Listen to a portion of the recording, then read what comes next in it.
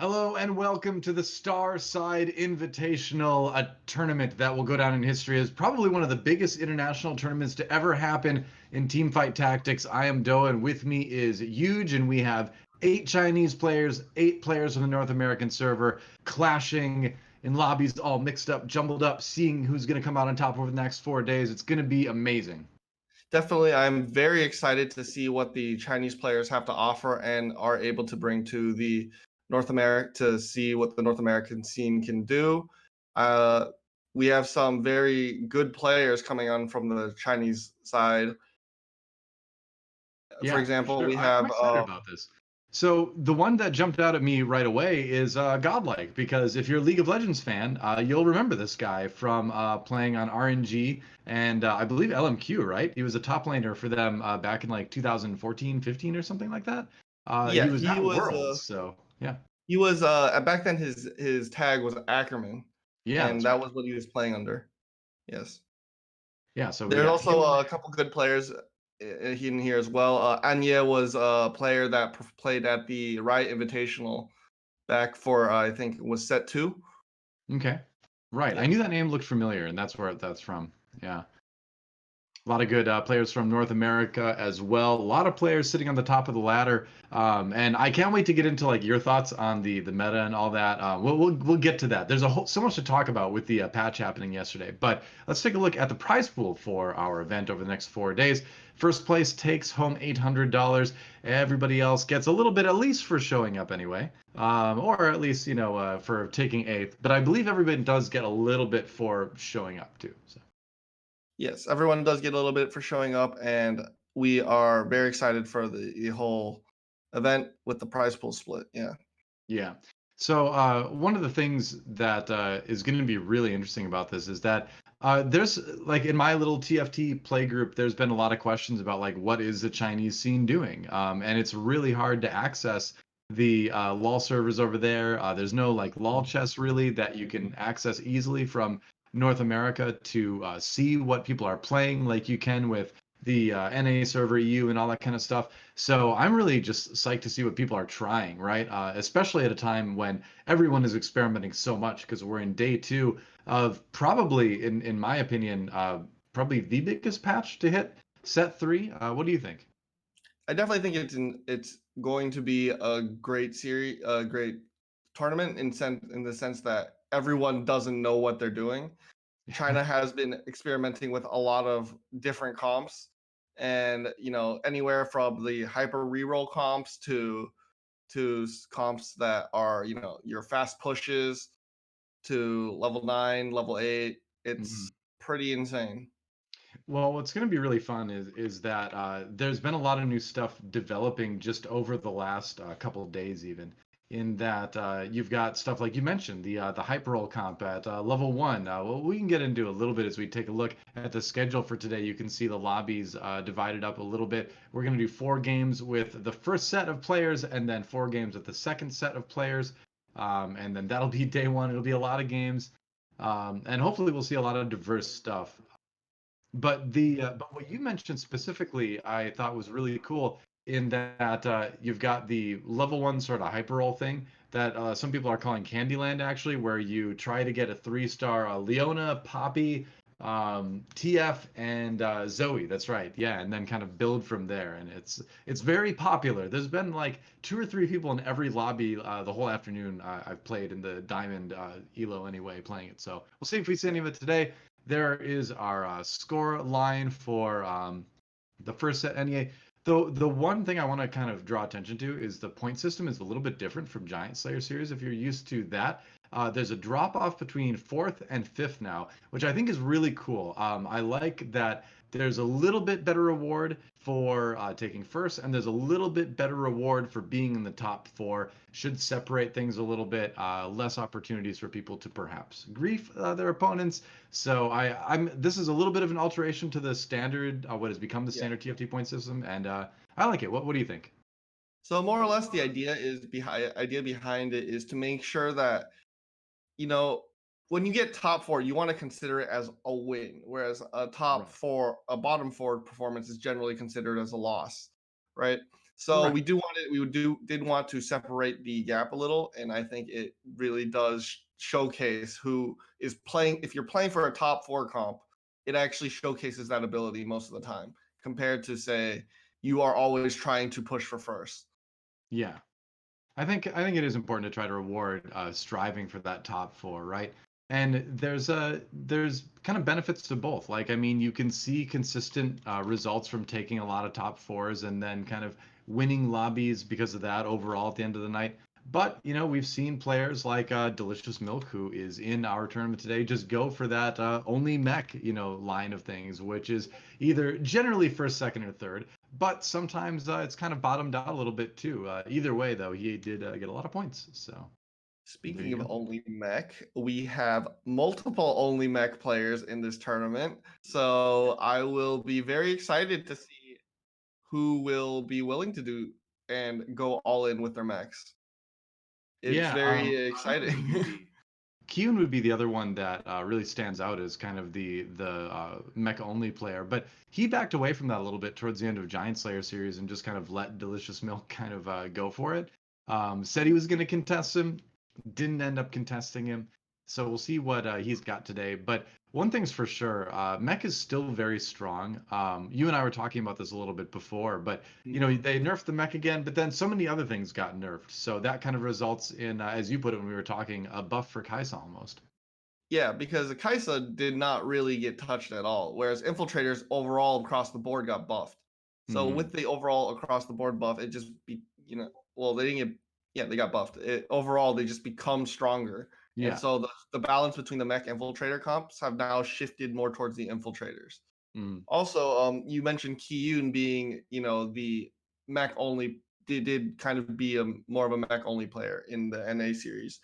On the China side, you have Chi2X, who is also one of their mech players in this lobby.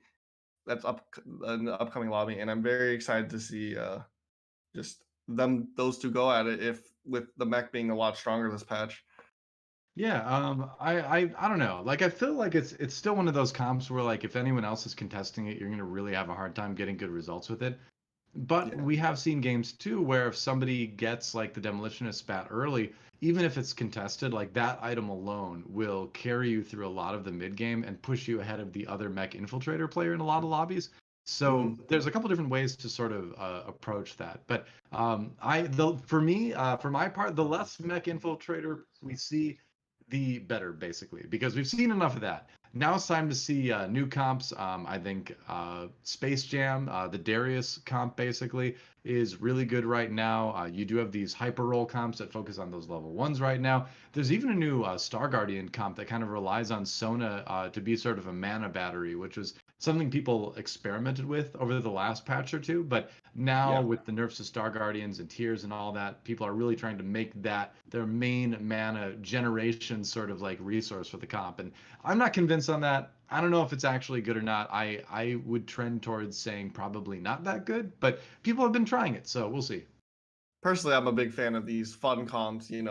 Sono with the man. Basically, it's called Sono mana printing, right? The Right. whole idea is you pick a low mana pool champion, and then you just throw chalices on them, and they just sit there and print mana for the rest of the team.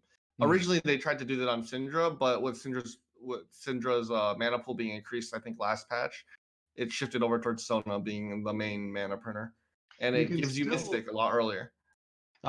People tried using Ari for it a little bit too, but she doesn't work because there's that travel time for the orb to come out and back. So she's kind of gated in terms of how much she can actually cast. So despite having that smaller mana pool, comparable to like a Sona or a Syndra before, the Ari doesn't work out, which is unfortunate because she's already Star Guardian, so it would have been very convenient. But yeah, Sona, the mana battery of choice right now. You do get a lot of healing too out of that, combined with Soraka. But at the same time, it is a level 8 comp, and sometimes it can be a little bit tricky to get Star Guardian Sorcerer to level 8.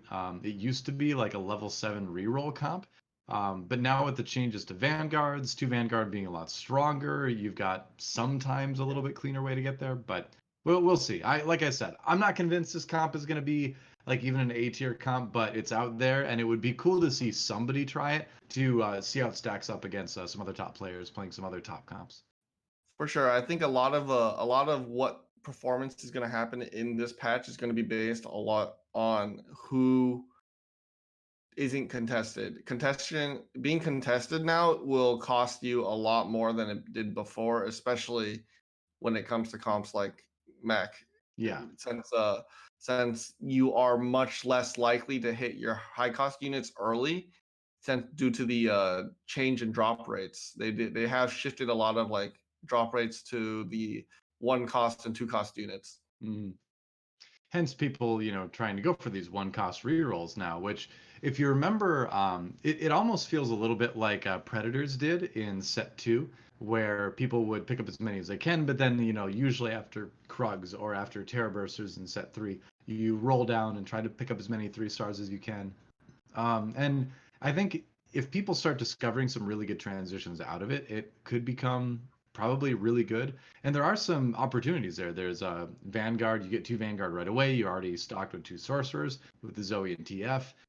You can go into a Chrono type direction because of TF. So you have a couple different sort of outs built into those 4 being 3 stars. So I think there's potential there. But it's are we going to have people like me one cost or whatever it's going to be called? Like I said, I think the early name for it is Candyland, but I don't know if that's descriptive enough for me. So I'm going to wait on that one, and we'll see if another name pops up that's a little bit better.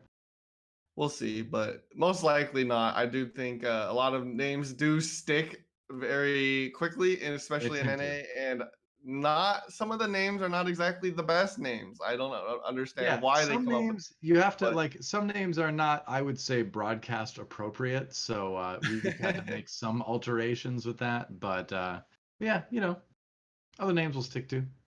yeah, I do think the name Slash Bros is really funny because they have a completely different name for that comp in China, which What is it? the you know how Master Yi, one of China's most famous NBA players outside of Yao Ming is called Yi Jianlian, and so they call that the Yi Jianlian comp, which is for and it's pretty sick because you have Master Yi dunking on everyone in I that see. case. Yeah. But then what happened once the Space Jam comp came out, where they had Darius actually dunking on people? Well, for the Space Jam comp, they have it called it's more or less a reroll comp to them. It's called reroll boy band basically. And since you have the whole guy group, and you're betting on the whole hitting Darius, Right. hitting your Shinzao. Because what you said that Star Guardians was called girl group over there because they're basically like it's a K-pop group for them, or not a K-pop group. It's a Yeah, it's a pop group for them, right? And so the yeah, Darius group is the boy band, huh? yeah, more or less. It's But what about it, what about Karma in there though? Karma. You're mostly not gonna go that far into that. Your boy band is your level 6 comp. Sure. She's a backup dancer in that comp, I Yeah, suppose. she's the backup dancer. Sure. All right, well, it's time to get into our first game. We're going to get things started with Crowan from Cloud9 here and see what he's going to pick up. He goes for the what is it? Good question. I'm going to open up his stream and find out. Let's see. It is, he ended up going with the gloves. And so, normal galaxy, just in case anyone's curious. And we'll see where we go from here. So, Crowan, a player that just barely snuck into the top 8 of the Giant Slayer series. Didn't have the greatest night on the finals in the finals lobby, but still a strong player regardless. Yeah, definitely. Crowan has shown that he is pretty consistent overall as a player. He does have his good games and I know he played a lot of Slash Bros during the Giant Slayer series. Right, right. Yeah. And so with the Slash Bros having a big change recently during this patch, most notably with Yee's getting nerfed, it's interesting to see what Crowan will go for instead this time. It looks like he's picked up 2 Cassidans already. Yeah. So maybe And Celestial. So it's kind of interesting because you don't usually see a lot of Cassidans this early, since there's a 0% chance to get them from the shop. So those both came out of orbs actually. Yeah, And so so definitely if he sometimes, can manage to find another Cassidon, just either by luck. Oh no, he sold it. well, that's the Looks thing. like It's like you yeah. see that, and it's like, all right, this is a bait, right? Nobody needs two Cassidans that early. Like the gold is going to carry you a lot farther than a couple Cassidans, especially when you're not going to get that Cassidon 2 anytime soon. Yeah, the odds of hitting that Cassidon 2 are just way too low. It's better to Yeah, just take the gold and use it for econ. In this exactly. case, Crone's using it mostly to see for chances to hit whatever two star he can. Right, right. Let's see. So let's see what he gets from the initial cane. Waiting for it. Only has the gloves so far, I believe. Didn't get any other items. Just got the gold. But sometimes right now with the re-rolling, with the hyper rolling that people are doing, sometimes you kind of want that. And he's thinking about picking up that Caitlyn too. This is the moment of truth, right? This is the moment where it's like, okay, do I go for something hyper roll? He's gonna have a strong start regardless. And Crone is known for playing really wide on the bench. Prefers to have a lot of champions out to choose from rather than hit that 10 gold really fast. But I wonder, I mean, because you mentioned earlier he likes the reroll comps, so I feel like the new one cost reroll might fit right in. Goes to I do 4 see early. I do see Crowan based on his it might be a reroll comp or very likely he might be looking to do something with his go towards like a chrono kale comp. He's holding on to his Zayas, which tend to be very good item holders in the future for Kale, or if you want to keep the Celestial Blade Master for later on. Yeah, very true. Picks up another Master as well. And the fact that he went to 4, I feel like kind of tells you he's not planning on doing the 3-1 hyper roll, Yeah, just for because sure. you're going to want to save up your gold if that's going to be the case. Kind of like take whatever losses. But oh, he sees Zaya on the other side, a couple Zayas with items. And like you mentioned, man, Zaya is just such a popular item holder these days that it isn't surprising at all. Yeah, so you So, see Zhang Yu right here. He's also holding on to his Zaya. He's got Giant Slayer on uh her, and the Giant Slayer is actually extremely good item for Zaya. As once she gets the attack speed, she can get the units down really, really quickly. As long as you have something to finish. Zhang Yu seems like he might be just using Zaya as an item holder, or alternatively could also be looking to go into Brawler Blasters comp. yeah, Since the giant spell looks like a setup for the Sunfire. Sunfire. Wow, that's going way back. Not Sunfire. I The forgot what it's the called. red buff. Red buff. You got it though. No, no, no, you got it. I had that whole You feeling like I you know weren't those items make wrong Sunfire technically. in League, and then it's like Sunfire red buff. Yeah. uh I mean, yeah, it would be big if he could hit that red buff as well. Oh, he finds a Graves too. Okay. So, certainly trying to seeming like he wants to lean towards Brawler Blasters, and I think you're absolutely right. With the cloak opportunity for the red buff, he does have 2 belts. Goes ahead and actually sells the Zaya. Interesting. Gonna put in the Yasuo and just kind of spread some items out. So hey, maybe not Brawler Blasters. He does find that early Master Yi, so maybe it's time for the Chinese NBA star whose name I forgot comp. Yep. Or not Edian. NBA. What is the name Jian. of the Sorry. Chinese basketball league basically? To The see, equivalent. I actually don't know because I don't actually watch Chinese basketball league. But this guy did actually make it to the NBA, and he played. I believe he played for the Mavericks for a bit Oh, okay. before going back to China. I don't watch the NBA either, actually. So at least not since the '90s. The last time I watched the NBA was like Jordan and Muggsy Bogues and like Shaq. Yeah, I haven't watched since I think back in the 2000s. I'm not much of an NBA fan. It was back then when a lot of my friends were, and this was back in like middle school, high school times. So NBA, not too much my thing. So now we have the carousel. We'll see what people go for.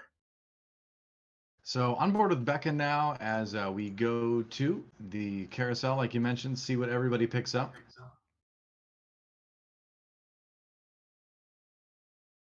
And let me see. Becca, looking like she's got a cybernetic start, and cybernetics is probably still a pretty strong comp to go. They did get nerfed, and a lot of people were worried about it. But at the end of the day, like there still is a lot of stats that those items give you, and everything else got kind of nerfed too. So I feel like cybernetics is still going to be pretty solid, and it still seems Yeah, like a pretty solid. cybernetics is always a really good comp in general. I'm not sure if she's planning on all inning on cybernetics or if she might shift because cybernetics tends to be a really good comp when it comes to just flexing into whatever you want to go into in the late game. Yeah, Three cybers will carry you a long way at that point, and then depending on your items, it's really easy to pivot. right. So you see, also on the other end, you're seeing a lot of players push to 5 on 2-5. If they leveled at 2-2, I think everyone generally tries to push to 5 for the aggressive play. Right. Speaking of aggressive play, we've got that Zaya with the Infinity Edge in the back on Crowan's side now. So I'm a little bit surprised that he slammed the Infinity Edge. That's an item that has kind of fallen a little bit down in priority compared to like a Giant Slayer or something like that. But if you don't have the items and you're thinking of going maybe perhaps Vanguard Sniper at some point into perhaps Dark Stars, it's certainly an item you can pick up. And Zaya 2 with an Infinity Edge will definitely carry for a while. Definitely, Zaya having the Infinity Edge is actually pretty strong due to her high attack speed. She'll actually crit way more often than any other users for Yeah. sure. I have seen it do very very well, but IE generally is good item overall. You mentioned with the Dark Star and snipers. It also is a very popular item on Aurelia hmm depending on, if he does choose to go down that path and manages to pick up some cybernetics, as I saw him holding on a couple. So Becca opting not to pick up the Twisted Fate 2 right now, actually going to go ahead and sell to go up to 20 gold. And that's probably a wise idea. If you think about, what would a Twisted Fate 2 really have done for her board? And the answer is not a whole lot. The economy is going to be a little bit more beneficial. She's still got good synergies, and even though it looks like she might lose this round as well, although Lucian is doing a good amount of damage, it's going to be a situation where she's not going to lose it by as much. So, and maybe she One thing says of note, actually, I find it very interesting that you put all the items on the Vi. Yeah, that's something that I've always been curious about. Vi is really strong with items, actually, but no one's really figured out how to make her a carry purely just yet. But it'll happen. I guarantee you, it's at some point people are gonna figure out how to make like carry Vi. It'll happen. Everyone finds a way. Over Life here on finds a T2X, though, you do see him. He's already running 4 Vanguard with a Darius. yeah, So, very melee heavy. Especially just he's trying to get the pirate in and try to make as much gold as he can, so it's very likely that's just a temporary comp, and I do think he's going to flex out of that. right. Well, I mean, it usually is, but having that space pirate early on, with Vanguard, gives you so much extra gold in a lot of cases that even if you don't hit the 2 stars for a while, you can still ride it through like the end of stage 2, beginning of stage 3, sometimes before you really start transitioning. So Speaking another of, it example. does look like he's holding onto his sniper, so it might be a Vanguard sniper comp from what it looks like at the moment. Yeah, definitely possible. And Vanguard Sniper is arguably a little bit more viable than it was before, because 6 Dark Star isn't quite as tempting, while at the same time, a Vanguard start to Vanguard got a really big buff, and so it's a little bit easier now to do something like a Vanguard Chrono start into like Vanguard Sniper, Vanguard Chrono Sniper. So I think that's going to be one that's going to be experimented around a lot with. Definitely, for sure. Notice that zone you made is Zephyr, and Yeah, it might actually help. It actually did help him win this fight because it stopped the Mord from going off way earlier. yeah.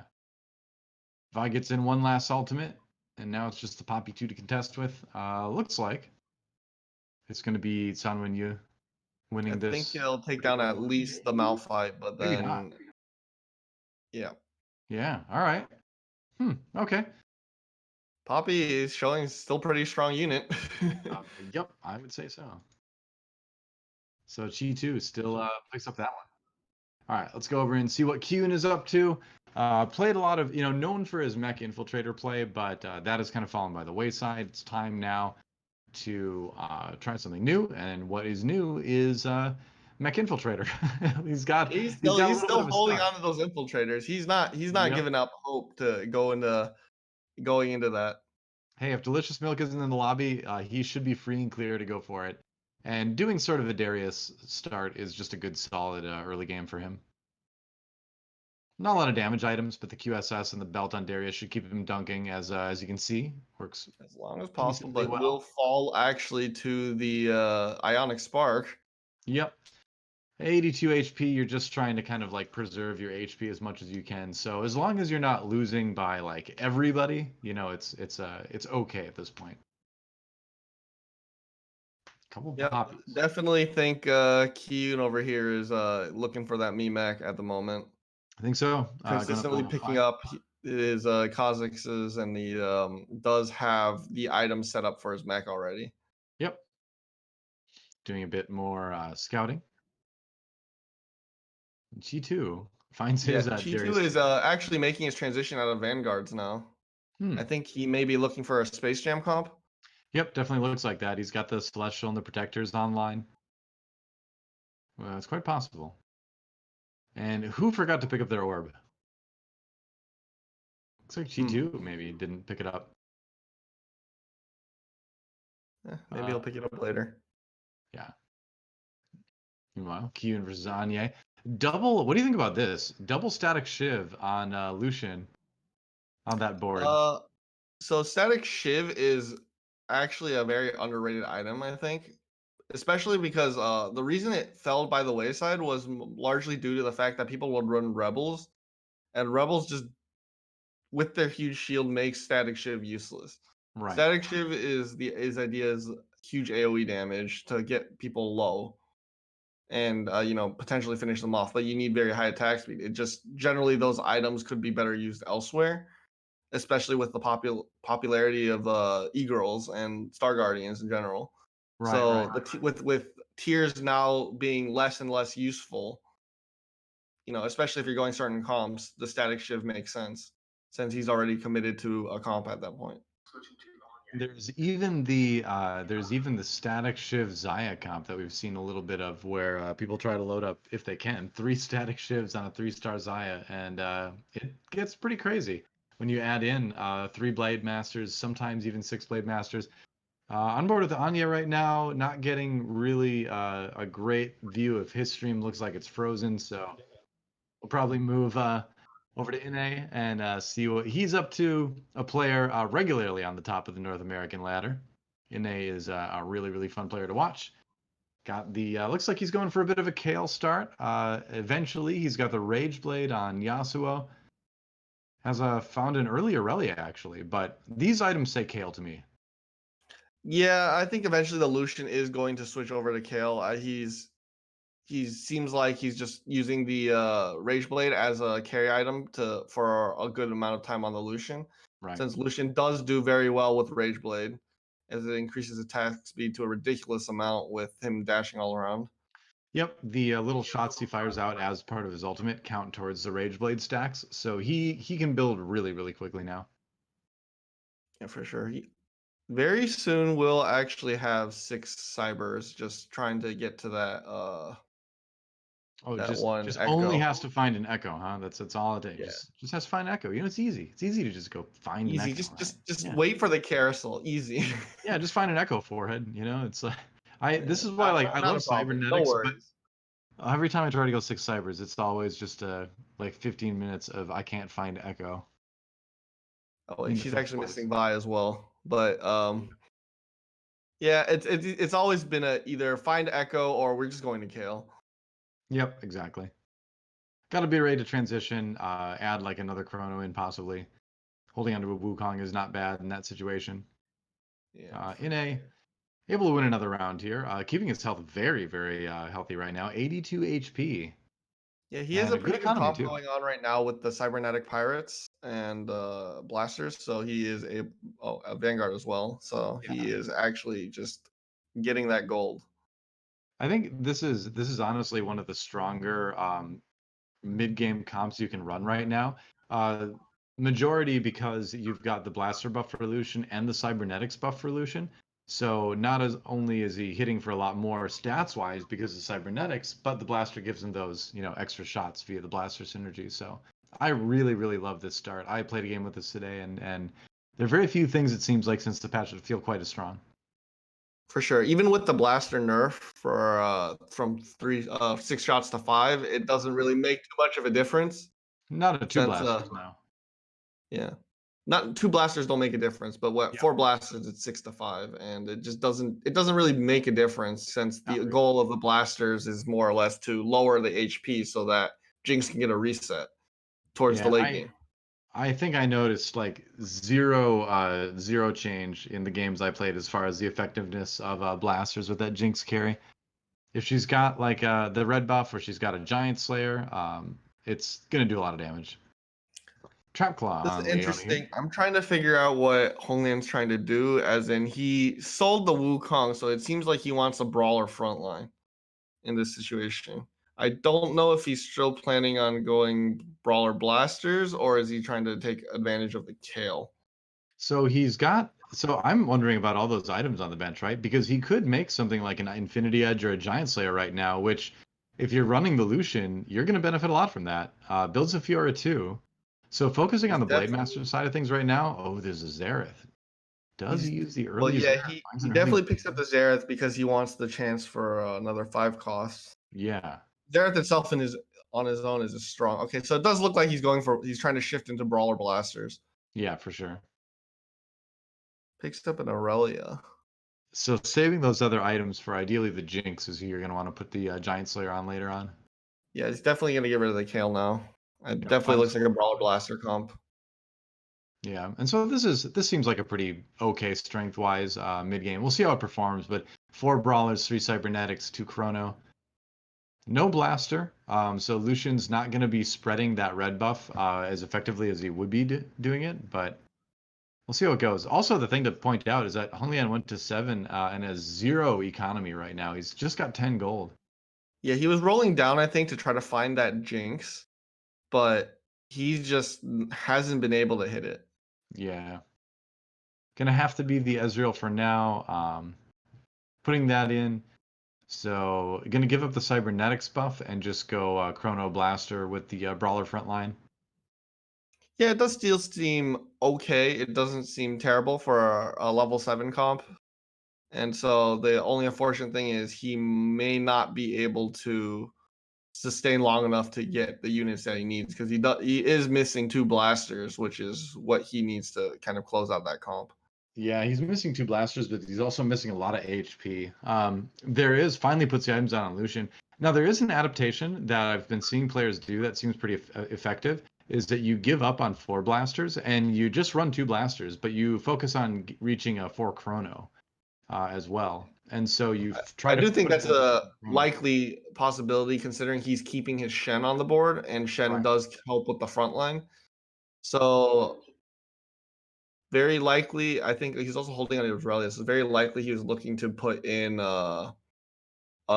Thresh if he could. Yeah. Speaking of Thresh, Crowan already has one on his board. So feeling pretty good about that. Gets a They going chrono. for that Celestial. Right. No I'm celestial, surprised no but one's gone for the Thieves Gloves yet. Oh, there. As I say that. yeah. You know Oh, that Thieves Gloves is there were not 2 gonna be a pairs lobby of Thieves carousel. Gloves. That explains it. Crone on top of the lobby gets last choice. I kind of like, I think the Swordbreaker. Yeah, I would agree with that. Like Swordbreaker, I think is an underrated item. Everybody remembers what Sivir was able to do with that back in set 2, and Oh yeah. and putting it on a Kale like this is going to turn off the attacks of a lot of your opponent's stuff. Yeah, It gets even back really in set annoying. 1, Swordbreaker was super useful on gunslingers. So Mhm. I do think it is very strong addition to any team comp, especially with more shift away from a Star Guardian comp. Everyone is more auto attack focused. So if on the occasion you do actually get the Swordbreaker proc, it Mhm. helps a lot. And especially for I think Krone's case, he just put it on the Kale because he doesn't expect to stack the Kale and he wanted to finish up the 2-star Kale, so he could just focus on everything else. Yeah. I'm opening up the stream so I can see a little bit easier there. There we go. Okay. So yeah, you're absolutely right. And with so many players contesting that, it does get really challenging as far as like finding that jinx goes sometimes. Speaking of, Crowan is missing a Vi. He hit the Echo, but he's missing a Vi, and he's definitely trying to go 6 Cyber. Yeah, that's a problem. Yeah. Sometimes sometimes The that Brawler Vi just does Blaster not want players to have be all there. taken his Vi away, so he's just not having any luck with that. Yeah, that's right.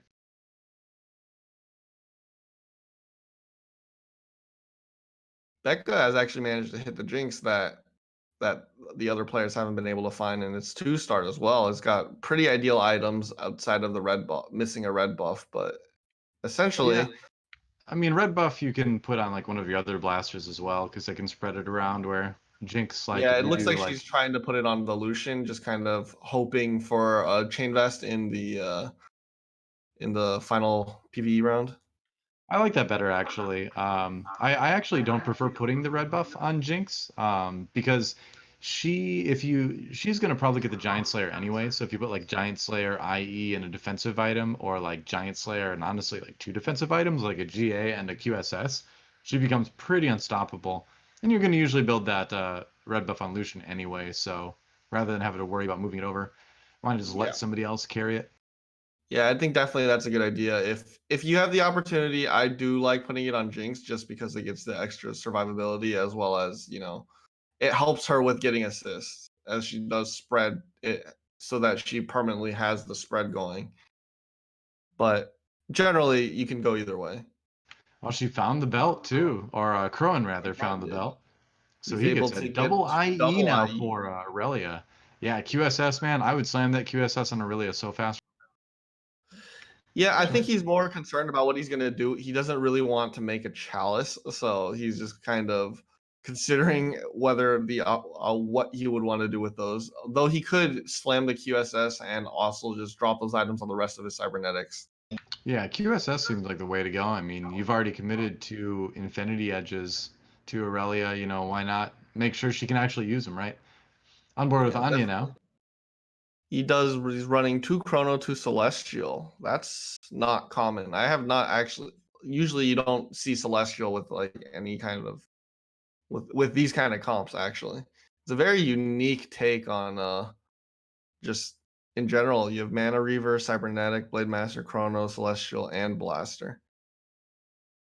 Yeah, this is kind of a composition that's been getting a little bit more popular in that it's really kind of almost a non-composition. It's just sort of using strong stuff and transitioning to other strong stuff as the game goes on. Yeah, You can see those Lucian items can be moved a little bit later. Ideally, at the end of the day, you're probably looking for an MF. yeah, for sure. He definitely wants to look towards maybe probably getting Valkyrie in there. I definitely think that just not able to hit what you want. On the other hand, you can see Kyun just popped up. He hit his Kaisa 3, so that's going to maybe bring him back.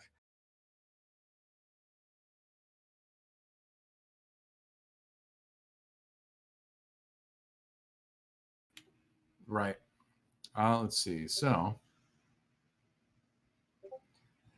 that I love the static shift Lucian. Actually, it's not strong enough. Here's the thing, though, is that when I've been tracking like the success of this type of composition in the games I've played and some of the games I've watched some of the pros stream, is that usually what ends up happening is exactly what happened in that round. Is that there's somebody else in the lobby that has just straight up classic brawler blasters, and they're just simply stronger than you. So Yeah. I wonder if the trick is really pumping up the Kale, which is what he's trying to do right now. So we'll see how this works. Kale does not exactly have the most ideal items, but you make do with what you've got. Hopefully that is enough to secure top 4, which he seems like he's aiming for at this point, considering Right. the comp isn't that great.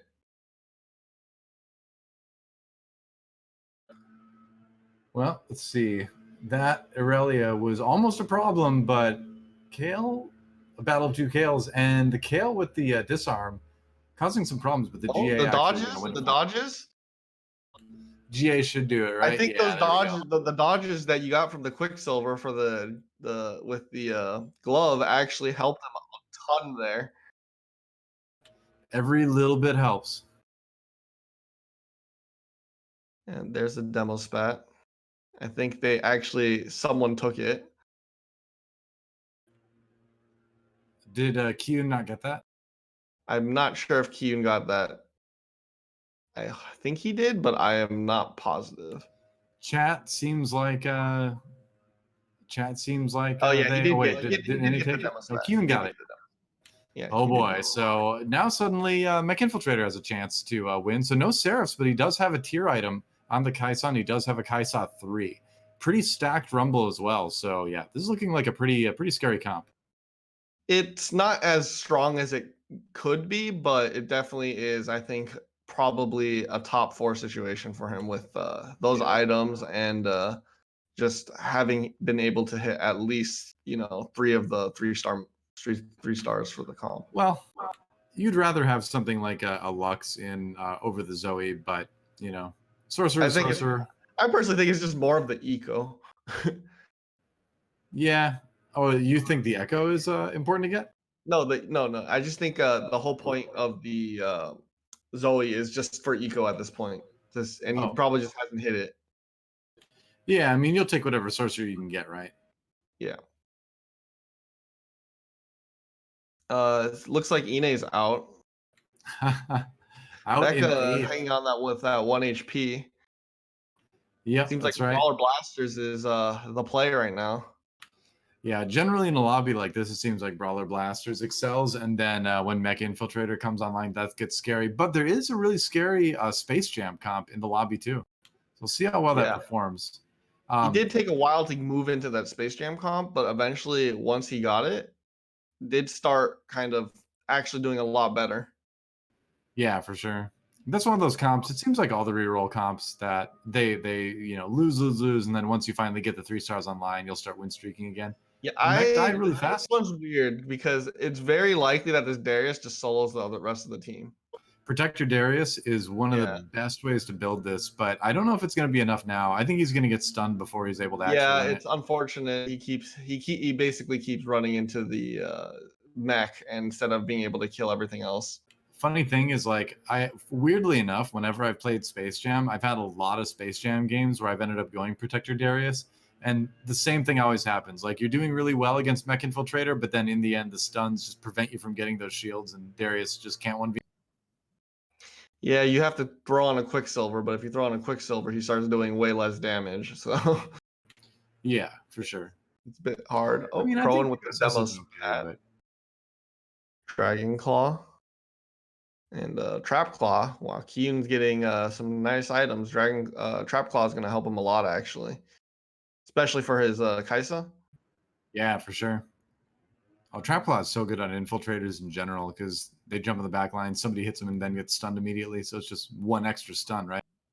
Yeah, for sure. Especially with Kai'Sa, because I think before Kai'Sa would sometimes get stunned, and then that would really hurt the amount of times that Kai'Sa could cast. Right now with 3-star, I think you're almost guaranteed to cast at least 2 to 3 times. And 2 to 3 times with a Kai'Sa generally means you will kill something. Kill a good amount of their whole team's dead, yeah. Yeah. I think Kyun is trying to look to get ready to push to 8, giving it as soon as he gets a Valkyrie so that his Kai'Sa can do a lot more. But Brawler Blasters is really, really strong. Yeah, that's the thing.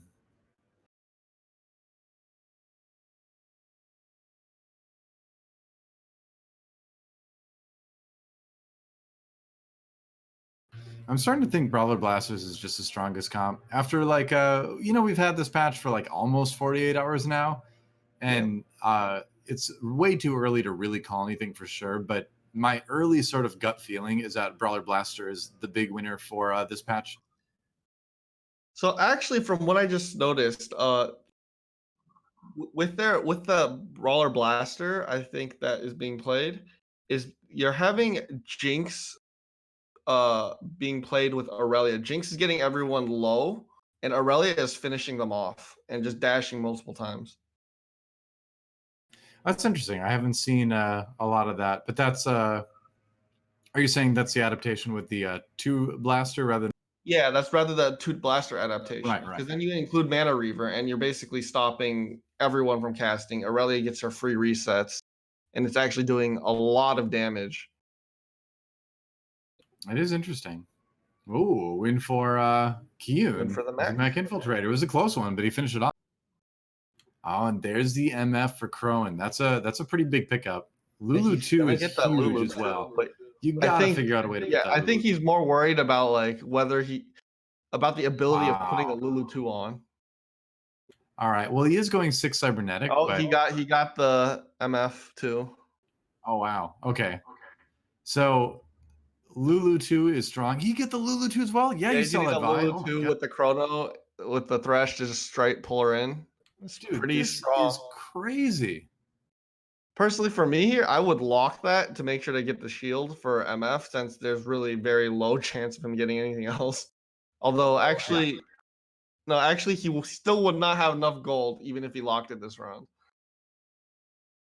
unless he sold whatever he got from the carousel. You are right though, where you have to think like, how am I going to get stronger? Like, what's going to give you more of a benefit than that shield for MF? So, yeah, I might be willing to lock it. Locking anytime in any situation feels so weird, but there is a time and a place. Well, Mech looks like it's victorious. I think we're down to just 1 Chinese player left and 2 NA players. Yeah, Honglian in third with 1 HP, trying to hold up. Kyun and Crowan. Crowan having a great first game after a rough Giant Slayer series finals lobby. Going on board of Honglian. He's trying to get that Giant Slayer. Hopefully it will be enough to save him, but hard to say. Since more or less Brawler Blasters do fall off towards when you get towards the later end of the game, unless once you push to 9. So he's the items. Oh, it's a Thieves Gloves on the Vi. I was like, is he actually itemizing the Vi? But no, that's a Thieves Gloves there. Yeah. We'll see what he can do with the Jinx though. I think more or less Homeland's just trying to gamble, see if he can hit that MF, but the MF2 to save him, but it looks like it's not happening. Right. Positioning, I think at this point it's very likely that the Mech Infiltrators will actually take down Hongyan here. Well, it was a pretty decent Zephyr actually slowing down the Aurelia from getting that fight started. So that is a good start. Definitely, but I think very tanky. Maybe though. so. Jinx is still alive, so Jinx might actually be. Yeah, Jinx is actually going to take down the Rumble here, and Kyun falls. Oh wait, wow, Hongyan actually put both of them down. Crowan lost to a ghost, and Hong Lian is going to take the first lobby from 1 HP. Wow. Wow, I wonder if Crowan actually lost to Hongyan or if he lost to Kyun. It's very likely that Crowan just lost to Kyun in that chance, and is just luckily Hongyan was able to pull it out on his end. So very close game. I mean, it doesn't get much closer than having 1 hit point remaining, right? Oh yeah. So definitely, I think very excited for what the rest of the series has to bring, considering how close that one game was, and we're only in the first game of many to come. Yeah, we've got 7 more games tonight, 3 more with this group of players, and then we're going to start a whole nother lobby and do 4 games with them. So it's a long, exciting night of Starside Invitational. But I'm hyped about this, right? Because I mean, I've got I've got a drink here to try to keep my voice hydrated, try to keep the pain down, as it were. It's going to be awesome to just get so many games and get such a large sample size of what people are playing and what is working to then carry into my own ladder play tomorrow, but also into what we see for the rest of the tournament. It will be. Yeah, definitely very excited to see what you see for the rest of the tournament. We saw some interesting adaptations, especially with the blaster into Aurelia with Mana Reaver. Mm-hmm. And that is definitely a new composition that is developing during this current patch. I like it. I think a lot of it comes down to, can you itemize the Aurelia? Here's our scores so far. Hong Lian obviously getting 10 points for his first place finish. Kyun and Crow close behind second and third. And Sun Wen Yu, 6 points for him. And then the drop off begins. Anye, C2, Becca, and Ine not doing so great. But we've got, like we mentioned, 3 more games at this lobby yet before we swap to the different lobby. So a lot of opportunities to come back. So definitely excited to see if T2, after seeing Kyun's performance with Mech on that game, will he contest Kyun for this? That's the thing. Like, I feel like he had a good result with Mech, and if he keeps having good results, why not? Like, he was very, very close to claiming a first place. It was only kind of new school blasters that, like you mentioned, focuses on that Aurelia as well that kind of did the trick, and Mana Reaver is a very important ability when you're talking about denying those big Mech ultimates and perhaps a Kaisa ultimate or two as well. I mean, if you avoid one Kaisa ultimate, that is a lot of extra damage your team is getting in because they're not being stunned. Yeah, as well as just Kaisa in general doing a lot of damage. Yeah. I do think, especially I think the biggest impact for Mech though is also now that you no longer gain extra mana from when you pop out of the Mech. Yep. The Fizz is much less likely to use his ultimate, and as a result, Fizz without the Shark, Fizz is a lot weaker as a unit overall. He just kind of runs around and pokes things and is sad. But it's no doubt Mech Infiltrator is still a strong comp, but maybe even if it's uncontested, possibly finally becoming a little bit more beatable than it has been for the last couple patches. Jury's still out on that. I'm not convinced that it's really much weaker at all yet, but we'll see. A larger sample size is needed for sure. Definitely, I would just be glad to see the Mech Infiltrator meta just kind of leave, since it's just been super dominant for so long already. That being said, if it's strong, you're gonna play it either way. Someone's always going to go for it. What I'm very surprised is that nobody played Dark Stars in this game. Yeah, that is Dark kind of Stars surprising. Pretty dominant overall, but nobody even touched Dark Stars. So 6 Dark Stars is a lot less appealing now because there's only like a 5 AD an AP jump now between 3 and 6. There's not much difference aside from the fact that you have more Dark Stars dying and powering people up. So 6 Dark Stars is still good, but it's not as good as it used to be. So if we see anything, I wonder if we're going to see people kind of experiment more with like splashing 3 Dark Stars in some other comps. If you get a chance to do like, like a in a Mech Infiltrator comp. Yeah, like Jin Mord Karma, right? Where it's like Vanguard Sniper, but you have the Karma in to power things up a little bit more. So we'll see. Definitely very likely for something like that to happen. I hope I would see some Chrono Kale comps, but not this game. So hopefully we saw people trying it anyway.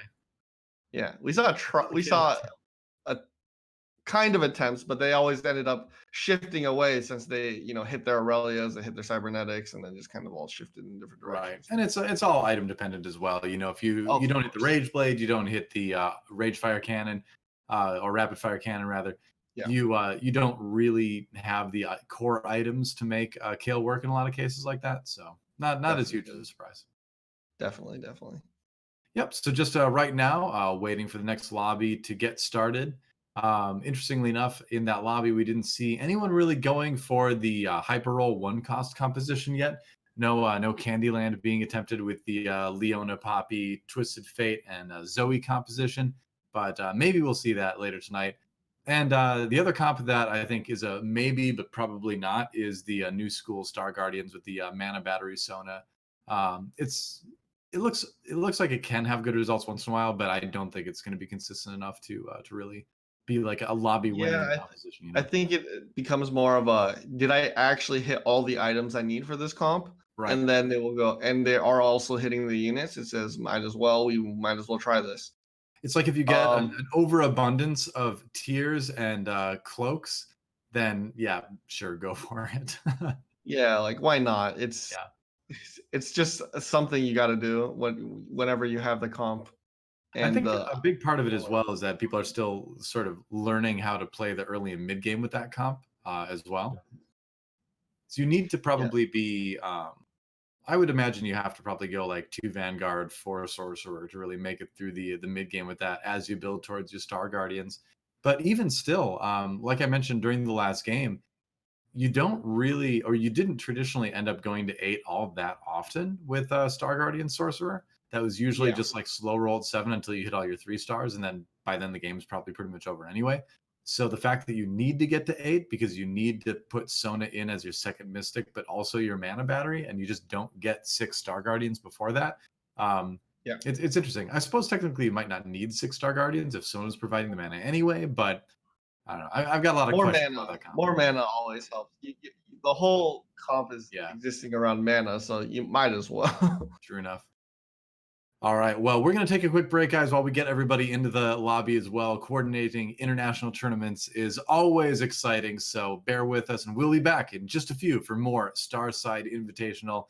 See ya just after the break.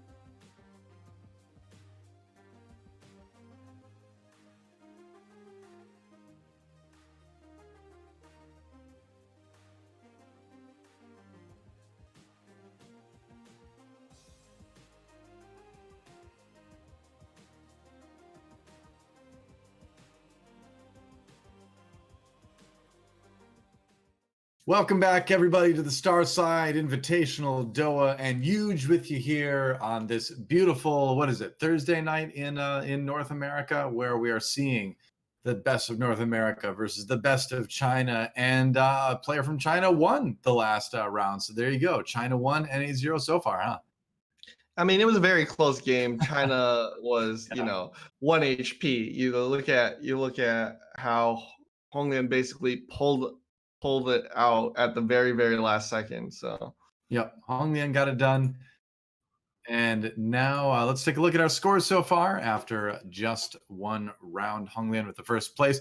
Kyun Kroen second and third, and fourth before the points drop is San Wen Yu. San Wen Yu. How am I doing the pronunciation, by the way? Like, I I lived think in it's Korea fine. for a long time, so the Korean, It's like, not I can way pronounce Korean, but Chinese is completely different. So I'm starting over from square one with this. Yeah, the pronunciation is 藏文语. So it's Oh, yeah. overall, you can do the best you can in this San Wen Yu. in this Right. in this situation. I'm doing the best I can, guys. All right, so we're hopping right into the game. Everyone's scrambling for the carousel. What do we got here? Well, Becca grabbed the tier, and like I still like have this like reflex to grab tier, even though it's nerfed now, which is really bad, and I need to stop doing that. But we're gonna start things off with Hong Lian, who grabbed the sparring gloves. Arguably, I would say one of the best items to grab off of Carousel right now. Turns into a lot of great offensive items and defensive items at this point in the meta. What do you usually go for, Yuuj? Usually for me, I tend to try to go for the BF sword just because it flexes into a lot of items, specifically if I'm going Brawler Blasters, if I'm going any comp, I can build a GA, a Giant Slayer, or an IE. So I tend to go for the BF sword if I can. That's another one that is quite good. Oh, the double Malphite all the way. Got that tank line. One thing of note also, 200 ping God in this game will be Anya because some issues on the Chinese side, but he is in this situation 200 ping God. Yep, on a different account and playing better than ever with his ping. Oh yes. One thing of note is due to the international side, we do have the Chinese players playing on the NA servers, and they do have a bit of a ping difference. Right. So they are playing with 200 ping. Got to check that carousel APM, you know? Yep. Oh, a couple Fioras. Interesting. All right. Well, possible cybernetics opening, but honestly, nothing like really all of that inspiring in the shop for Hong Lian early on. Yeah, I think he's just trying to pick up what he can, a lot of ability to flex another comp. Yeah. So what you setting up with the pirates. Right. You know, it's always nice to start off with the pirates or a chrono start. Feels very, very solid. Vanguards is always like an amazing front line now. Picks up an Ari from the orb, but as far as offensive options goes, Chrono seems to be the best. He actually picks up a couple Shens, so Yeah, Shen tends to be a good just random fill unit due to his ability and almost always being able to cast regardless of the situation.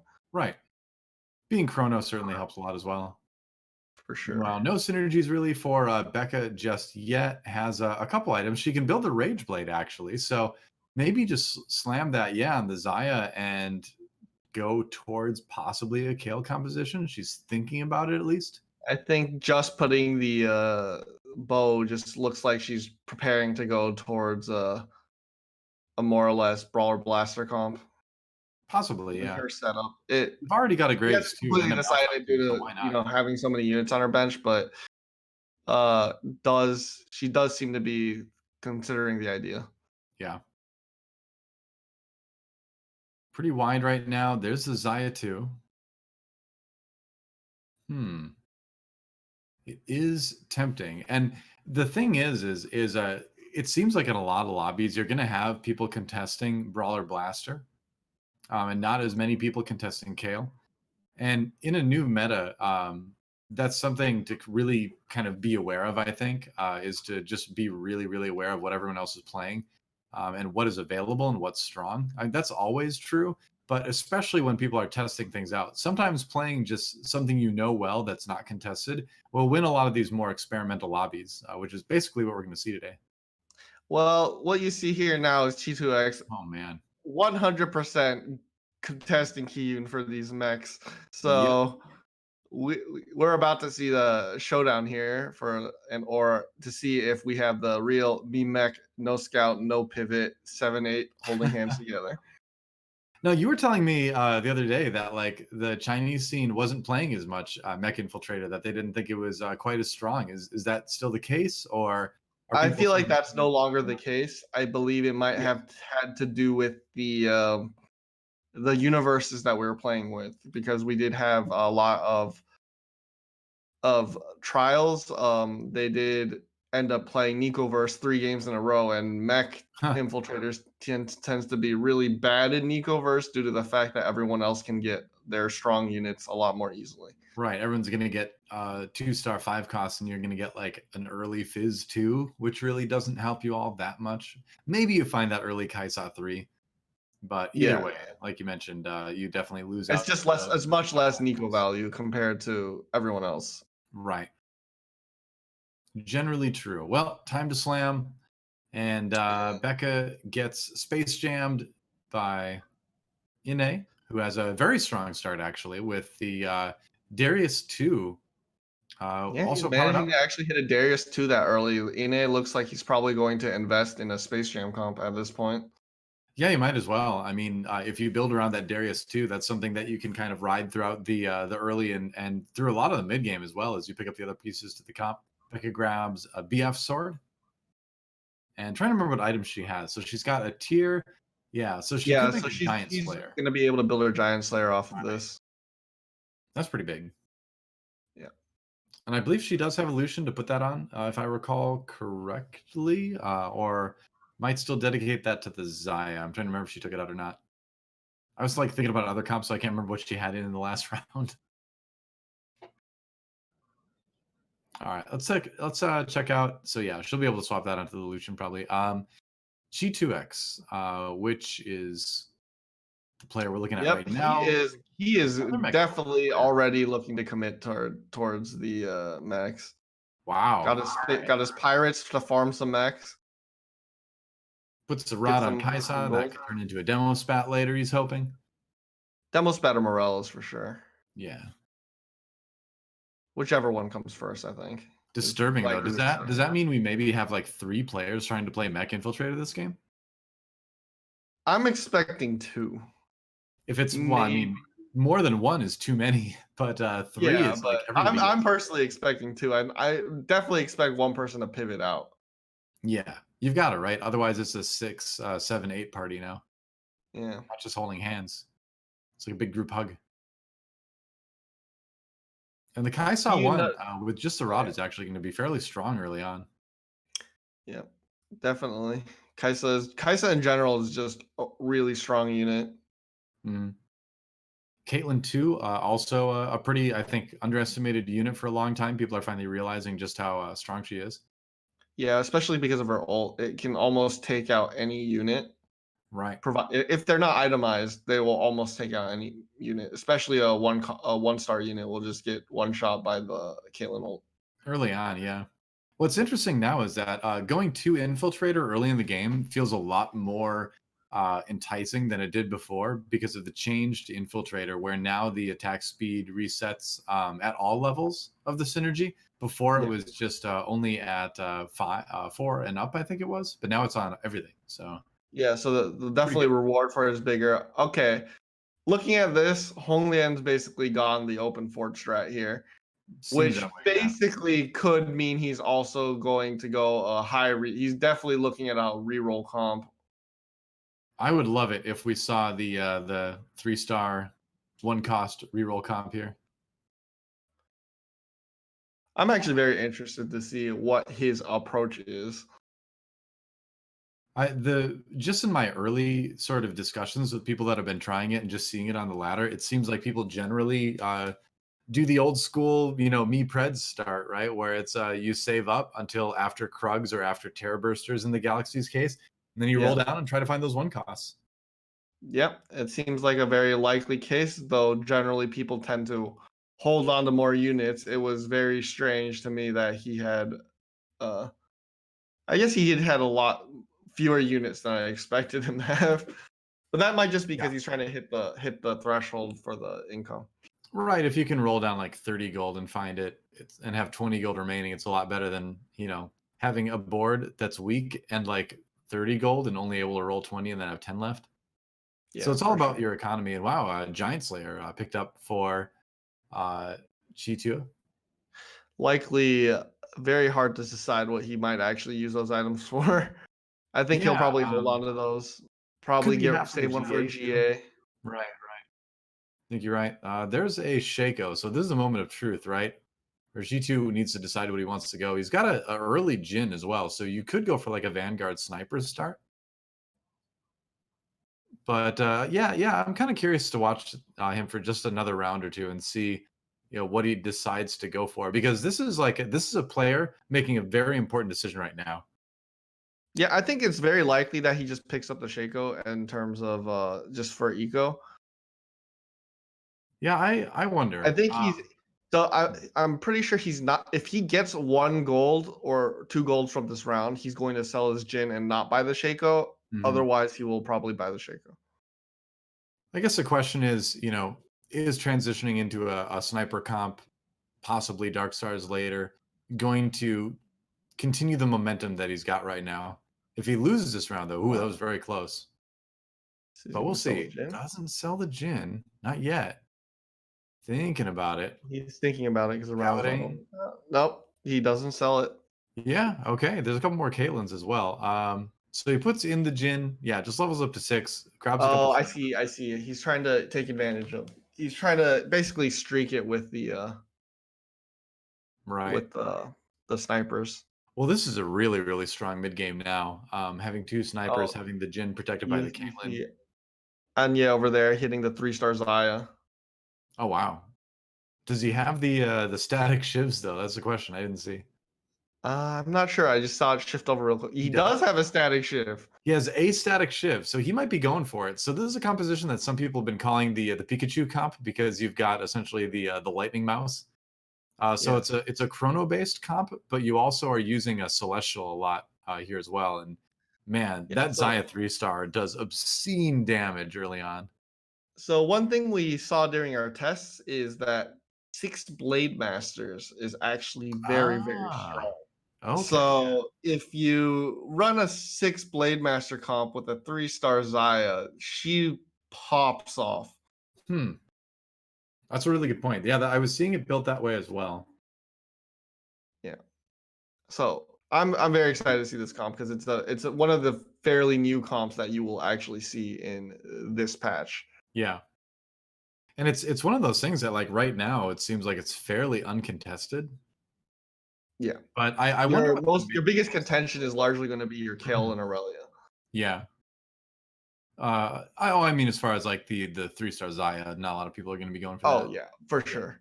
But you are right. Like later in the game, it might be a little bit tougher to find those Blade Masters. But I think that's where you need to be flexible, right? Where you can try to rely on Chrono sometimes rather than the Blade Masters. So I'm curious to see what he does to survive the mid game. Because with that That was comp, actually that was pretty always my funny. biggest question, right? Just now it was actually pretty funny watching the Graves just stand in the middle of 5 units and them all getting frozen hearted and not and then just not attacking it. Dude, people are finally realizing Frozen Heart is a strong item. I've never really seen anyone build it unless they had to, but it's getting strong. People are like doing things like putting it on the Shaco and like slowing down people's backlines and stuff. So it's I think it's an item that we're going to start to see a lot more of. Definitely. It'll be reminiscent of the Pike days Oh when yeah, in season 1. Oof, the set one. and I'm going way Homeland back. is actually down to 35 HP, and so he he's got to do something fast with his. He pushed to 7, so he's pushing pretty fast actually. You don't want to go the first into 8th strategy. Yeah, a fast 8th. So Uh, Crowan, I believe he got 3rd or 2nd in the last game, placed quite highly. I believe he got 3rd, and Kyun was the one who got 2nd. Right. Okay. Yeah, well, it says right on his screen also. If I just look to the left, he says Oh yeah. crazier. So there you go. Thanks, Crone. I'll pay more attention next time. Going for a cybernetic start, got Vanguard, Brawler, Blaster. This is what we were talking about earlier, where you have that powered up Lucian with both the stat buff from cybernetics and also the extra attacks from Brawler. Only a 1-star Lucian, so it gets wrecked by the Xayah 3 cost. And Anya is going to be able to ride that Xayah 3 for like a lot of the early game. Yeah, it looks like he's just gonna use it to coast and get his eco back up. I Yeah. think Crone is trying to transition to a Brawler Blaster comp at this point. Seems He's that just way. kind of holding onto his units. He's been selling his cybernetics as they've come, so Mhm. It's always there's like actually multiple Brawler Blaster players in this game as with always, the man. Aurelia adoption. I'm telling you, like Brawler Blaster, there's going to be like 2+ in every lobby now. All the games I played today, like there was at least 3 Brawler Blaster players. Yeah, it's definitely coming back up, and the Aurelia adaptation is going to cause a lot of interesting things to happen. Yeah, for sure. Wow. Pretty Ine early is Cho'Gath actually doing for Ine. extremely well this game. He's got that win streak going on. Yeah. 98 HP. Has barely lost any, and Ezreal is going to keep him alive for a little bit longer. So does Crone That sell the streak Ziggs going. at 50? No, he doesn't. He sells someone else at 50. There's a Vi 2. Ooh, but do you want to lock the sword He down the wants Vi? the I don't think so. sword. Yeah. That sword is way more valuable. That's like the worst feeling ever, though, when you accidentally complete a 2 cost and then it has an item stuck on it. You're like, Yeah, no, then sometimes you just have to sell it. You're just like, well, no, I have to find I another one. guess Yep. you once you basically usually sell it when you have the item to actually complete it. Then you just have to sell it. Yeah, that's no fun.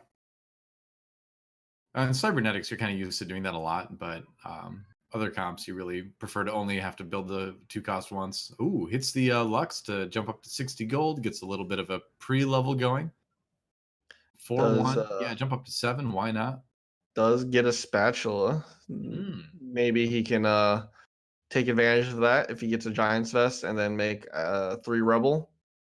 Yeah, you could definitely go the 3 Rebel route. The other one I've seen on occasion is making Infiltrator Aurelia so that you can prevent her from getting stuck on the front line and just like wailing away at a big tank, and instead allowing her to jump to the back line and immediately start deleting carries. So a couple options with that spatula. There's a lot of options now that Aurelia's on the table in this comp. Yeah. Gonna put the spatula on Vi for now, just to give her an item that enables the cybernetic stat buff, obviously. So there you go.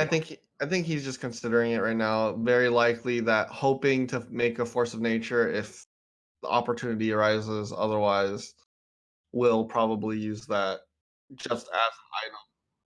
So that's the first choice. Honglian, 35 HP. He is the player we're going to be watching next. Going for a little bit of a cybernetic start.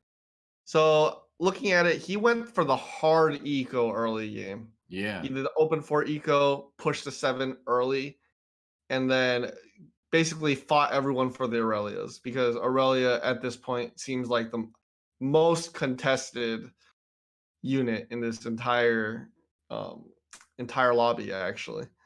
I think it might be, yeah, with multiple Brawler Blaster players going for it now, as well as cybernetics. Yeah. So you lose a lot of HP, but you essentially kind of like spend HP to get out ahead of the pack and find the Aurelias early. And man, it's Aurelia is destroying. Yeah, well, those are 2 great Aurelia items as well. The Last Whisper and the Infinity Edge, just kind of missing 1 defensive item for the Aurelia, and then he'll be in great shape with that. Yep. Kiyun going mech. Oh, no. Not hitting it. I think you see Chi2X also going mech infiltrators, I think. Not hitting it. 7th, 8th going together. So more Blade Masters tossed in for Honglian, added on the Celestial as well, I believe, just then. But yeah, now we're gonna have to watch to address what you were saying. Now we're gonna have to watch some mech players start to awkwardly transition out of it. Oh. I guess Chi2X isn't actually going mech. I'm pretty sure he transitioned out. Yeah, Chi2X has transitioned out. Smart. Few people would want to contest Kyun or Delicious Milk if they're in lobbies. Redemption on Fiora, which is one of the best items to put on her, actually, because she generally dies early and gives people a heal at just the right moment. Like, right about, not now, but doesn't matter, you won anyway. I Crowan taking a think big the hit. idea is with allows her to get her counter off a lot earlier That too, yeah. as well, and it's very helpful in general. No echoes on the carousel, so Honglian just going to cruise over for another blade. Probably looking to build another IE or a GA for Zorelia. Yep. I don't think, I'm trying to remember if he has a chain vest. I don't think he does. But building an Infinity Edge is just going to be an insane amount of damage. So you've got an Aurelia that's kind of a glass cannon. Oh, somebody else found the echo early. Yeah, Zhang Yu's holding onto the echo already. Honglian really needs that. Once he gets that, Honglian's gonna be very, very scary. Yeah. So what's he going to build? He probably is just going to sit on that for now and see what he gets off the Arc Raptors. Because you don't even want to dedicate that item to Aurelia yet, because you don't want to lock a single item component on her and then not finish anything, and then not be able to put an item from the big item carousels on her. Yeah, definitely. It's better to just, especially once you get down to 2 items, it's at that point it's like, let's just not put the other items on. Yeah. I think that's an important lesson for newer players, actually, is to be really aware of what phase of the game you swap away from single component carousels and item drops. Because if you don't pay attention to that, you're going to get a lot of like awkward third items, single items on your carries. Yeah, that Aurelia just one-shot that Rumble. Yep. But you're gonna very likely have to use all your items right after the end of the 4th stage, right after the PvE round, because you won't get single items for a very, very long time from that point on. Pretty much. So there's a Thresh. So he can put that in, gain Mana Reaver. Or he already had it, I suppose, from the caster. He already had Mana Reaver, but he does have Chrono. Right. Which is pretty nice. And also, looking at this, I think someone is just holding onto the Echo for purposes. Of course. Well, that's the thing. Like, rather than actually like having much of a use for it, it's there to stop. It's a really important thing to do, though. Like, denying your opponent is a valuable skill to start incorporating into your play late game. If you know somebody needs like one more Jinx or something like that, or one more Kale, and you see one in your shop and you can afford it, pick it up. Keep it on your bench. Make it harder for them to hit that power spike. Yeah, if you noticed, Honglian's literally been streaking the entire time ever since he's hit that level 2 or the 2-cost or not level 2-star Aurelia. He's been streaking the entire way up. Yep, that Aurelia will be a big power spike during stage 4, but it's all going to change after the Arc Raptors. Let's go over to Kyun's view. Kyun has been playing Mech Infiltrator, doing a little bit of scouting right now. Wow, look at that. The Celestial comp, getting some of those Blade Masters online. Masters, look at that. Just looking at that coasting with the Xayah. Yep. Static Shiv doing wonders for him. Xayah 3 is insanely strong with the right item. I don't think he got a second Static Shiv, though. Interesting. He's got 3 swords. What is he going to do with them? I mean, I guess you go. It feels bad, but I guess you go Shojin's on Kaisa. She can make use of it at least. I mean, that's not. I feel like that's not bad. I feel like there's a better use than you if you just throw the 2 tiers on and you make a. This is Seraphs, I guess, but yeah, then it might be better. But then you just have 3 useless swords. Right, you would put like a Death Blade on your 1-star Shaco then or something. I guess Seraphs is probably the better item, but yeah, he's gonna go ahead and do the mana boost with it. Yeah, get the ult off right away, and that Morello is definitely doing work, and he crushes Sunwin Yu. Yep. Hopefully, I don't know. Just watching, it definitely seems fairly tilted from just having 3 swords. And what am I gonna do with these? Nah, man, Death Blade on Shaco and then save another sword for like a GA later or something. Oh, we're never Yeah, gonna I'm get a pretty GA. sure. Just put all the swords He'll on never Shaco. get another drop though. The Just other put all the drop swords is on gonna Shaco. take forever. I think maybe he could have made the Shojin on like the Kaisa and then made another Shojin on like Lux or something. Yeah, possibly. But See what I you tell you, know, all the swords on Shaco. Just put them all on there. yep, Like you said, after Arc Raptors, you got to do something with those items. So it's yeah, weirdly definitely. the best choice. He's going to be doing a lot of damage now, actually. Yeah, the Shaco will do a lot of damage. Yeah. MF gets a little bit denied, and now it's all down to chasing the Lucian. He did get a big spike from just generally having Sorks in there. Right. Yep. Sorks, and then also just the enhanced casting for Kaisa with the Seraphs as well. So this comp is pretty done. Now you're just kind of looking for upgrades for Fizz. Obviously, you want to hit the Lux too. Yeah, and then there's just one more Rumble. Yep. One more Rumble to Rumble 3, right? Yeah. Yeah. Looking around G2X that. actually going out, I think it might have had to do with the fact that he did not commit. He should have committed to playing Mac, and he didn't commit. It's so hard to make that transition sometimes in the mid game when you've, especially out of Mech Infiltrator. I think it's one of the comps that's a little bit more difficult to transition out of. Demolitionist Aurelian Soul, not enough to win the round, but certainly something to keep an eye on from NA. Yeah, Ine is running the OG Rebels basically. Yeah. There, he's bringing them back with demo, and I believe he's running multiple Rebels. Like Dude, a at lot least of I people think have been he's bringing him running back. 6 Rebels. A lot of people have been playing the classic Rebels comp lately. I think with the bit of the changes, Aurelian Soul seems like kind of decent again. I think you still have it with the tier nerfs. It's kind of like it still hurts him, but it's okay. You just kind of make him tanky, put some utility on him.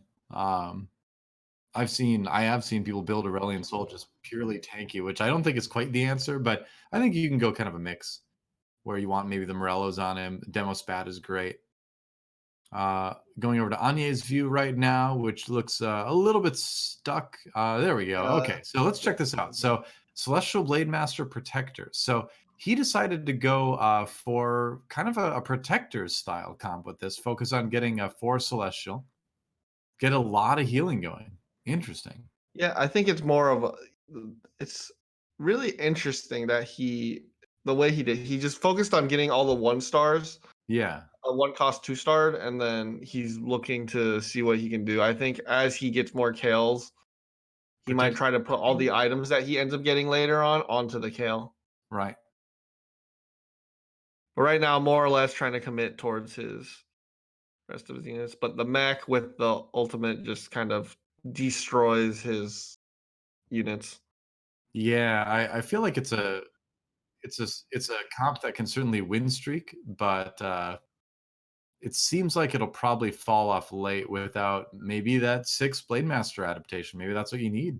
I don't know. It's something that people are experimenting with. I'm glad to see Anya at least trying it. Now Ine, wow, he has a Lulu too with his Shojins. That is so strong. Going up against Anya now. If he hits an A-Soul too, this comp is gonna be pretty nuts. Yeah, I find it interesting that he's just kind of throwing in level 1 Graves for that blaster, hoping he can get something later. Yeah. Yeah, it seems like the Blade Master comp or not Blade Master, the Celestial Blade Master comp that Anya's running just does really, really bad against mech. It seems good against other comps, just mech mech infiltrator is very, very bad for it because it relies on being able to attack a lot, whereas infiltrator just directly gets onto your backline and stops you from even doing that. Well, you want to be able to kill things quickly as well, and the other problem is that your whole team is not the fastest at killing things, and so it's just going to group around the mech and get like insta-gibbed by the ultimate. Yeah, I think it largely has to do with the fact that infiltrators just jump into your backline too. They really take advantage of the walking distance needed. So Thresh. Oh, there we go. This isn't the Kale. Okay. Gonna go up to 9, actually. Throw in 9. that. And what does he put in? Throw in Lulu? another Lulu? I feel like maybe put another Acel in here. Yeah, I was gonna say. Yeah. Why not? Put Lulu off to the side. Oh, give her the red buff. Yes. Red buff. Yes. Red buff on Lulu. Frontline. I I think. Oh, okay. Interesting. Maybe he's worried about hitting the mech infiltrator player. Otherwise, Lulu might be better off going a bit farther up. But look at that. That Yeah, and actually he ended up does working hit out the really mech well. infiltrator ghost. So Yeah. Good prediction by Ine. Doesn't look like it ends up mattering, but that's wait. something. Or, nah, Maybe. not enough healing. No Celestial or anything like that, so that Jinx is not getting any HP back. Yep. Yeah, you look at the the Xayah. Xayah's doing her best here. Oh, stopped by the Echo. Got to commit to the Turns 6. out open fort works perfectly fine. He has not lost a single like match at the entire time since he hit his Aurelia. It's a very strong Aurelia, but what else does he have? A Thresh 2 is pretty big. He's nearly got an Aurelia 3. He's 1 away from an Aurelia 3 right now. Well, if he gets that, he just wins the lobby, right? Yeah, no, if he hits the Aurelia 3, he there's no way he's losing. Yeah. He already has very ideal items for his Aurelia. Just absolutely deletes the Lulu before the ultimate really happens. Aurelian Souls just kind of flying around doing what they can. Jinx doing a good amount of damage, but as far Ine as might go down here. Nope. 1 HP. 1 HP. It's a top 4 for him. Yeah. Kyun is hanging down 9 with 9 HP as well. I think So we're Kyun seeing just lost to Anya, maybe. yeah, possibly. So we're seeing Mech Infiltrator do well, but not really Never winning the lobby before. But that said, we should probably put an asterisk next to Kyun's thing where I don't think he has a demo spat. And I've said for a long time that if you don't get the demolitionist spat on Kaisa, you're not going to win the lobby. You're going to probably top 4, but you're probably not going to win. I mean, he also got 3 BF swords in a row, and he has nothing to do with them. That does hurt too. He does have very unideal items. Yeah. That's a lot of 3 stars getting ground through. That Jinx is doing a lot of damage. Good knockup, though. Can Xayah do it? Wow. That was enough. Ine out in 4th place. The CC going down as well. The lovers. Looks like it's Honglian and Anya up at top. Yeah. So Honglian, our lobby 1 winner, now almost our lobby 2 winner, this time with Cybernetics. Open fort. Works very well. All right. Certainly appears to, but you know, there's a lot of things with that where hitting the right items, hitting the Aurelia too early. He's found a ton of Aurelias. Looking for that Aurelia 3 now. Kale, just really trying to get all the rolls he can. Yeah, I mean, you're down to the last 2. You just roll for it. If you're Anya right now, you're also holding on to Aurelius. Yep, for sure. That is your only chance. If he ever hits it, you just lost. Pretty much. I love that this Xayah composition ended up making it all the way to the top 2, though. Yeah, I'm telling you, it's good. I mean, it's basically just a slight adaptation to the Protectors comp, right? This old. But the Xayah just got one shot by the Aurelia. So. But yes, then that happens. Dream is dead. Yep. Looking really good for That's a Honglian to lot of win damage again. right there. Ooh, 24 damage. Yeah, 5 HP remaining I think for this is probably just game for Honglian. Yep. He's just game wants to have a Wukong's. Oh, not gonna find the Aurelia. No Aurelia 3. Rip Ripperino. You'll just have to cry into your number 1. It's looking like it's all but over. with Hong Lian poised to take 2 lobbies in a row, which is crazy, actually. Yep. A little bit technical difficulties on our side. Trying to pull from Chinese streams is definitely It's a challenge. difficult, especially on international scale.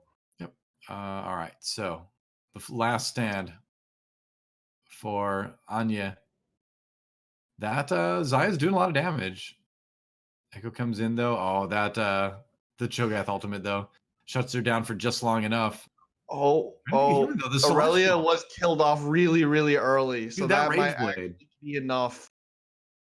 I think it is. Well, yep. Oh, There's no way. There's no way. yeah. Yeah. It was basically if Anya can get the Aurelia down and not get his his Zaya one shot, then he has a very good chance. So fight RNG is going to make a huge difference in these fights. Well, if you remember way back to when we were talking about Hong Lian building those items on that Aurelia, we were talking about how strong that is, but at the same time, it does leave you vulnerable. There's no CC resistance. There's no survivability really for that Aurelia, and it can get a little bit dangerous. Yeah, so I think definitely Anya's gonna put the chalice on top of the Shen here to try to get her to protect the Zaya as long as possible. Right. That's the hope. Especially that's being the reason why he has his Rakan in the backline next to Zaya. It's just for the CC chain. It's gotta happen otherwise. Right. Puts a Kale in the front line even. But who gets the chalice?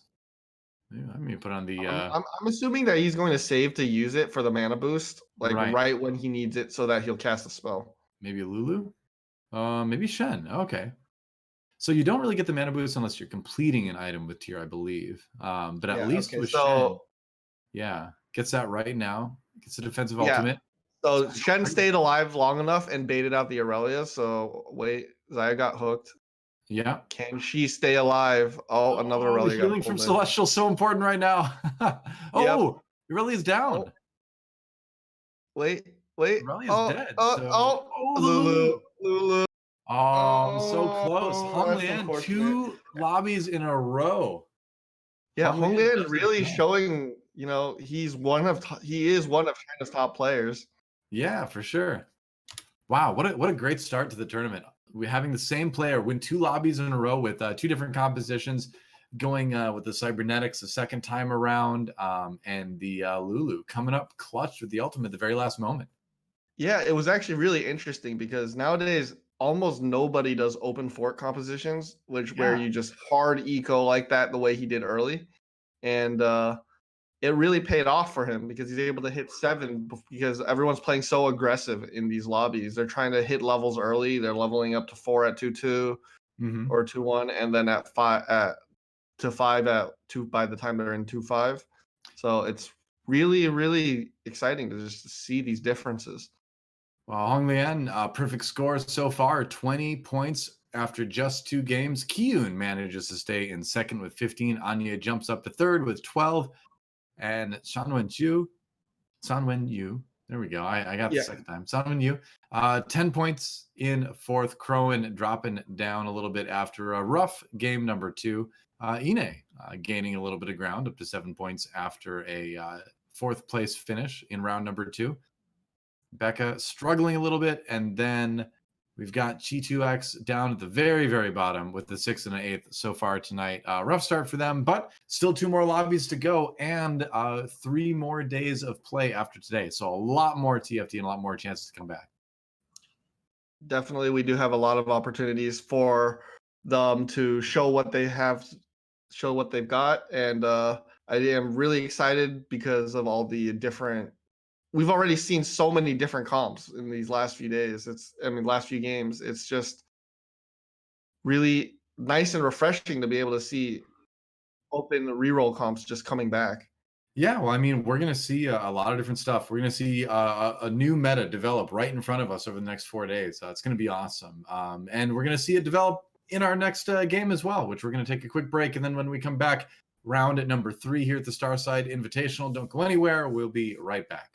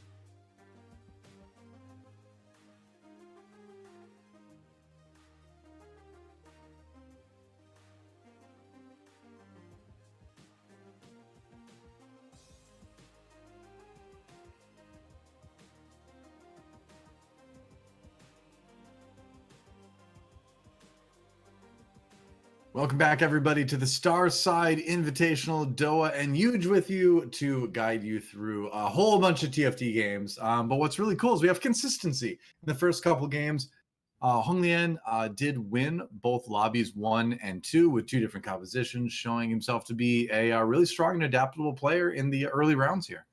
Yeah, he definitely used very versatile strats. One going, the most recent one being a very hyper roll strat where not really hyper roll, it's more of a open fort eco strat where Sure. he pushed to 7 very, very early and win streak all the way towards the end and dropped probably one match at the end.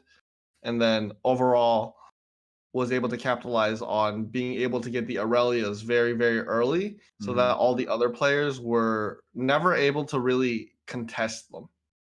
It was the Aurelia really made the biggest difference there, where once he got the items on the Aurelia 2, he seemed pretty unstoppable. So you kind of wonder, it's always a timing thing, right? Where if you're going for something like that, you really need to hit everything at just the right time. And when it does, it works out really well. So I'm curious to see what he's going to play in game number 3. Let's take a look at the scores one more time. As we mentioned, Honglian 20 points after 2 first places. Yeah, Honglian's in 20 points, but you have Kiyun still right up there with his mech infiltrators both games, actually managing to hit the units that he generally needs, still be able to secure, a second and a third. So he is right up there as well. You have Anya, who did not have the greatest first game, but was able to manage to get a top 4. But in the most recent game, he actually went reroll comp with Blade Masters and Celestials, allowing his Zaya with Static Shiv to actually do insane amounts of damage and carry him all the way to the top 2. Yeah. And check this out. It is a brand new galaxy. I'm trying to remember the name of this one. It's not It's Treasure the Star Trove. Cluster one. Star Cluster. That's what it is. Yeah. So So the brand Star new as Cluster of Galaxy, yeah, the Star Cluster Galaxy allows you to grab any 1, 2 to 3 cost unit, and it automatically turns it to a 2-star. However, Right. there's a contingency that on the second carousel, you can only get 2 cost units, Mm-hmm. so that you will not randomly end up with a 3-star Jace. I mean, a Right. 2-star Jace or something like So that. I believe it's the first carousel, everything's a 2-star 1 cost, second carousel, all the 2 costs are 2-star, and then third carousel, that's when you can pick up the 2-star 3 costs. So it's interesting. You can kind of get a head start, like a big jump on 3-starring some pretty crucial minions on this galaxy. So but then again, traditionally you're always picking for the item, right? You're not picking for the champion. So this Yeah. galaxy kind of switches up the way you think about what you choose and kind of opens up some really big bursts of power if you can 3-star something off of a free 2-star on a carousel. Yeah, so what's really interesting is you can with these 1 cost changes, you can very easily go for your reroll comps and hit 3 stars. Just it's very, very hard to end up getting the right item and right unit on the same person. So you pretty much won't see anyone sell those units right away. They might sell them later on once they are able to get the right units that they need. Mm-hmm. But very likely they will try to play around that comp and then move the units later. Yeah. Yeah. The ideal situation is if you find something like Honglian has right there, it's a Graves of the Sword. We know Graves can use the sword. And it's something where he's fine carrying that item, but you can sell him later, transfer it, right? Yeah, and so he's more or less picking up more Graves right now to just so that he can get a 2-star Graves naturally and Right. then transition out by selling that 1 Graves. Yep. Oh, finds the belt, which if you're going Brawler Blasters, that's definitely one of the item components you want to see. Yeah, Can maybe for find a sure. canvas later. Yeah. Couple Leonas on the bench for Honglian. That could be a 2-star Leona if he desires it. So if he wants to get that Vanguard start. But the alternative is the Blitzcrank, right? He doesn't have a Malphite to pair with it for an early 2 Brawler setup. But if you're thinking long term, it is kind of tempting. Blitzcrank, just a very strong unit to put in early on anyway, but opts for the 2-star Leona instead for now. Oh, Zeke's. Wow, an early Zeke's. You don't see that very often, actually. Huh. Yeah, I think that's actually really interesting. I think Yeah. he might be trying to use that for yeah, I don't know. I'm just trying to come up with something, but I mean, it's it's gotta very be hard. It's fun. very hard to come to see where he's going with that. So Zeke's Herald got a big buff recently in like a patch ago, where instead of giving a smaller attack speed boost to a line of 5 champions, it gives a 30% attack speed boost to 3 champions. So you can use it to very selectively power up the attack speed by a lot of certain champions. So I tend to think it's an item that people will figure out how to utilize really, really well, but not a lot of Mhm. people have been going for it, and slamming it early is almost unheard of. I've never seen anyone do that before.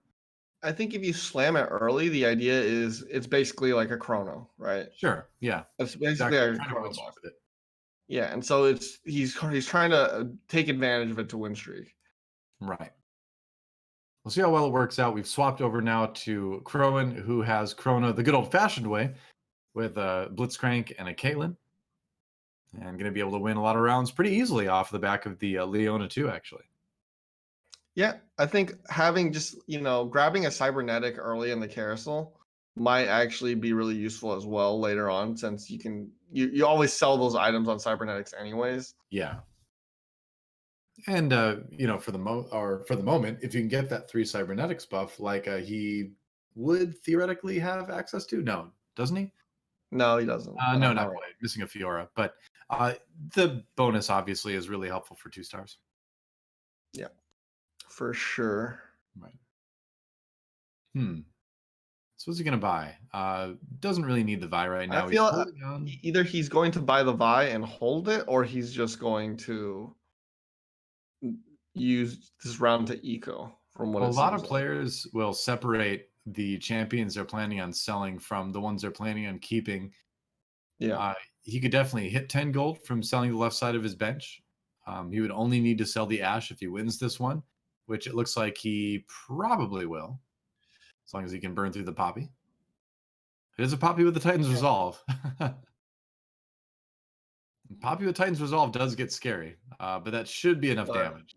yeah, Caitlyn does in ridiculous amount of damage. There we Yep, go. he gets to 10. Yep. Saves the Xin Zhao. What does he see Another here? star cluster. I know that Is there a a Darius with a lot of sword? What? reroll comps like this Darius looks really nice right now.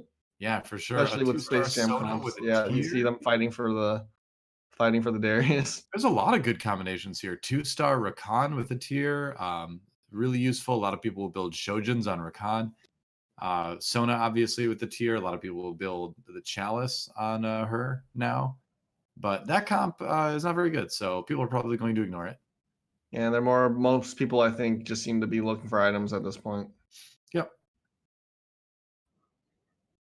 I like, though, that this Galaxy makes you think a little bit more about it, right? Because, yeah, default, you barely even look at what the champions are, you know? Yeah. Oh, no, G2, what's happened? There we go. So, It's got his Rakan. Graves 2. All right. Yep, does have the Rakan with the tier, which is pretty Got nice. double celestial going on. And so his other items are 2 needlessly large rods. So a really interesting sort of item predicament that G2 is in right now.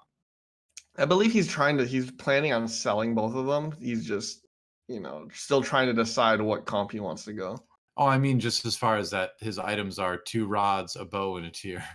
Oh yeah, for sure. I think That's that likely not turns hard. into it would very likely turn one of them into a rage blade. But Yep, could definitely do that. Could also go death cap if he wanted to. If you found an early Darius, that wouldn't be terrible. yeah, we'll see though. He does have a fairly solid comp right now, especially with the Rakan just jumping up and down. Sure, yeah. I wonder if there's a world in which you pick up the. I mean, he wants to make econ, but I wonder if there's a different world where he picks up the rumble and then puts the death cap on Ziggs and then goes demolitionist. Very possible. Oh, and he Not this has time. sold it. Looks like a Space Jam comp. Yeah, he found the Darius. That's what he was looking for. So if you're gonna put another item on Darius off of this, it's generally going to be either an Ionic Spark or a death cap. Yeah, so I think he's just trying not to commit right now, since death cap Yeah. generally doesn't go on too many items. I mean, on too many units in general. So they do want to make Ubisoft sure Company that did that there's a basically. possibility to pivot. Yeah.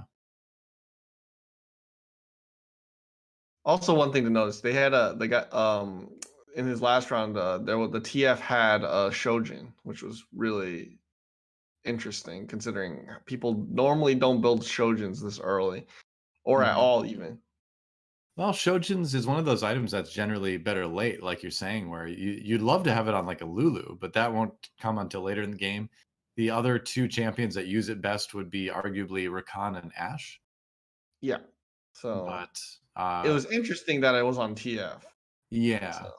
he can be a good item holder because he's fairly strong in the early game and then easily sellable in the mid game.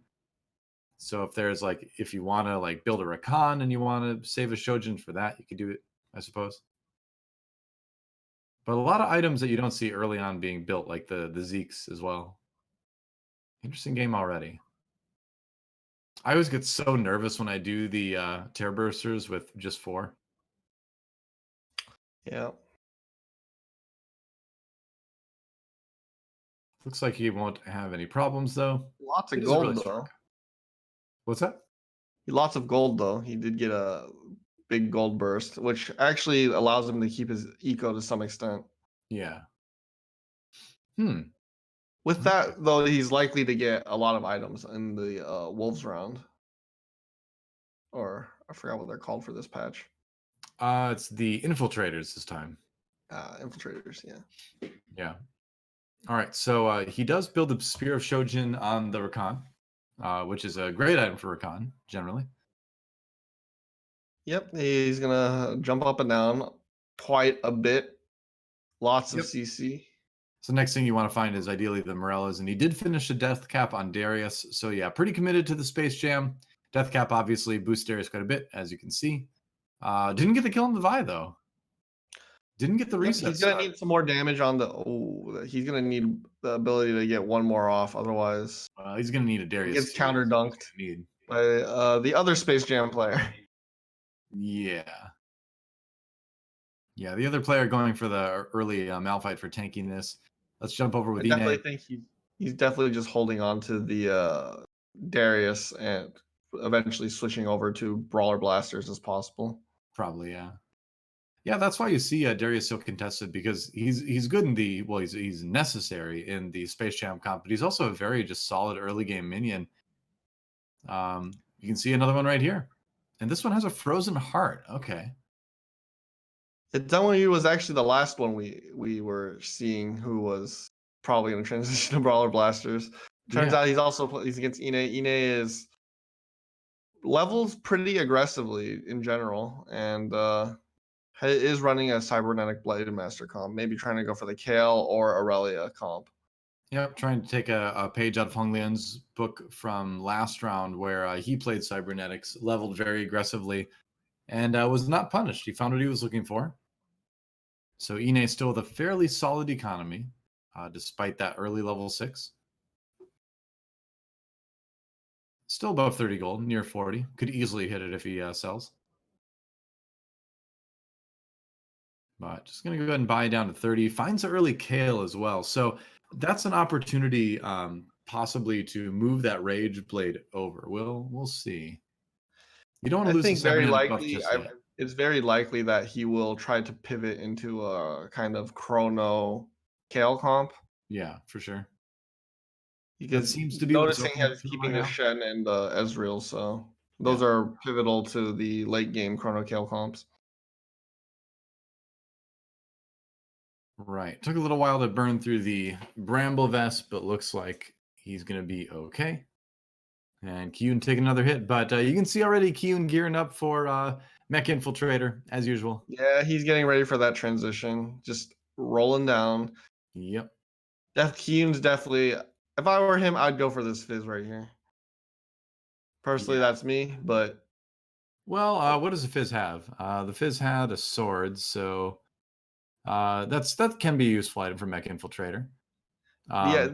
Usually the idea behind it is Fizzes are generally, if you're rolling down at 6, it's not always easy to get a Fizz. Yeah. sometimes by grabbing the fizz on that carousel, you prevent yourself from you get your mech early, and then you will always not have to worry about getting the fizz since you're rolling at a fairly low level and the odds are much lower. That being said, he is not getting contested, so there's a chance he'll just hit the fizz. Now on board with Hong Lian, winner of both lobbies tonight, has the Zeeks in the back, and oh my, is he actually thinking Mech Infiltrator this game? I don't think so. I think he's probably thinking of pivoting out. He's just using the 2 infiltrator right now, and he's been using it to win streak. He probably has not even decided on what comp he's going yet. Well, 2 infiltrators is definitely much stronger than it used to be. And it does seem like you're right, because he has not put the Seraphs. Oh, is he going to? Yeah, he's going to finish the Seraphs on Kaisa. That's a big moment, actually. I mean, obviously there's other champions that can make use of Seraphs, but Kaisa is one of the first and foremost. Yeah, it's very interesting. I don't know what he is. I really can't tell what Hong Lian's trying to do right now. There's a chance he might go Dark Stars, but doesn't seem that likely, so it's very hard to tell. Yeah, Seraphs would be an interesting item to complete if he was thinking Dark Stars too. So, well, here you go. There's a fizz. All right. Yeah, so he's Annie? Oh, no, maybe he's going back. Where's the Rumble now? He's also staved the Ziggs as well. So holding onto a Ziggs leads me to believe that he's considering adding that in for like a sneaky demolitionist buff at 7. We'll see. Yeah, I think it seems very likely that I really can't tell what he's doing. Maybe he's trying to do something with Rebels as well, since he's holding onto the Master Yi. Possibly. I mean, he could also be holding it just to give himself a higher chance of finding a Rumble, just slightly. He doesn't need to sell anymore to make econ. So essentially, that's also just 3 gold sitting there. Yeah. It's very difficult to say. This is definitely a interesting approach to the game. The big problem right now, even though he does win, but the big problem is that he doesn't have a Morello's or the Demolitionist spat yet for Kaisa, which is a bit awkward. That's what he's really hoping for. He's really hoping for a spatula to come through. Usually the spatulas are always very fickle. You just get them randomly when you want them. Yep, get them in like the very last round from the Arc Raptors after you've used all your items, and you're like, what am I supposed to do with this? Yeah, looking at Anya, he actually has gotten a hyper reroll comp with Mordekaiser, Poppy, and TF. So it's a little bit frozen up right now. Seems like TF will actually potentially be able to do a lot. Yeah. All right. Now, speaking of Mech Infiltrator, here's Kyun, and he's got it online. He found the fizz early on. Doesn't really have any items for the mech yet, though. Oh, no, he does. He does over to the side. I didn't see. He's got a Bramble Vest and a QSS already. And yeah, I think very soon it's going to come down to Hong Lian. If Hong Lian does decide to go to mech, it's going to be a very big contestation, and he will be hoping for Kyun to get knocked out. Yep. Whoa, but that's a pretty beefy mech right now. And the Kaisa definitely not as strong as Hong Lian's, but having the Bramble Vest and the QSS is so nice for the mech. Yeah. He will barely lose the round. Wow. That Lucian. Lucian won too. Making plays. Feels bad. I thought that one was over. Yeah, it seemed really close. Yeah. Finds another Kaisa, rolling down, kind of trying to beat Hong Lian to try to find that Kaisa 3, which is going to be challenging if someone else is contesting it. You can see, perhaps a Dark Star. Hong Lian found his mech. Yeah. Hong Lian, though, having a bunch of... Hong Lian's kind of going like a different variety with his mech. It's very interesting, I guess, with his approach. Well, Mech Infiltrator has traditionally been the best one. Mech Sorcerer, like Mech and 6 Sorcerer, is a legitimate build, but it's just not that strong right now.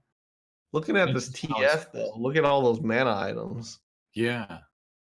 It's ridiculous. Well, TF at level 3 does about 800 damage per card, so Yeah. it can wreck you. And a It Poppy very, 3 very with clearly is, and that yeah, Mordekaiser is going to be super, super tanky, and so is Poppy, especially right. with the 2 Vanguard buff.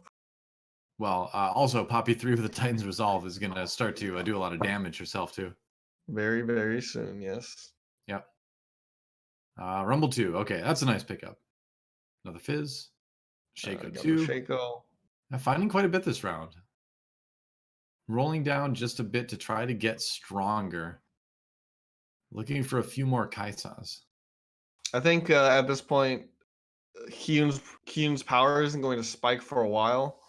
So if he's unable to to win these fights right now, he's going to run into trouble very, very quickly. Right. Trying to adjust his Kaisa just a little bit. Try to get on the back line. But that's Aurelia 2 with a lot of really good items, actually. Oh, man.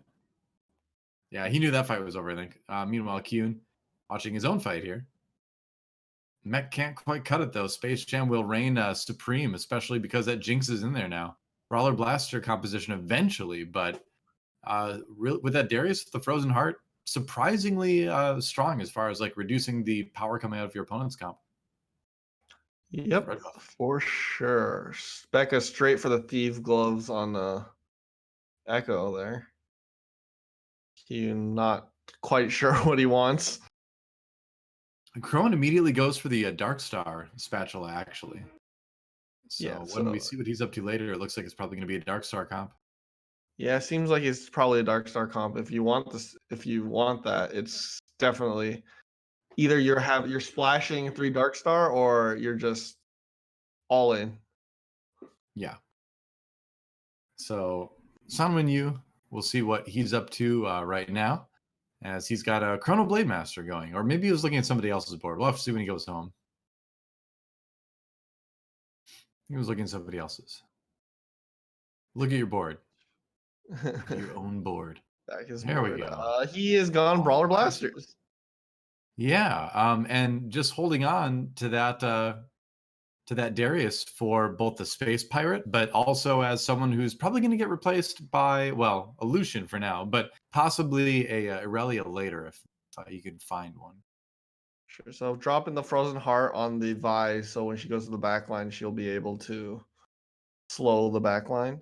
Right. Also, as for redemption on Cho'Gath, one of the biggest problems with that is that Cho'Gath takes way too long to die half the time, and most of your team is dead by the time he gets dead. He gets even close.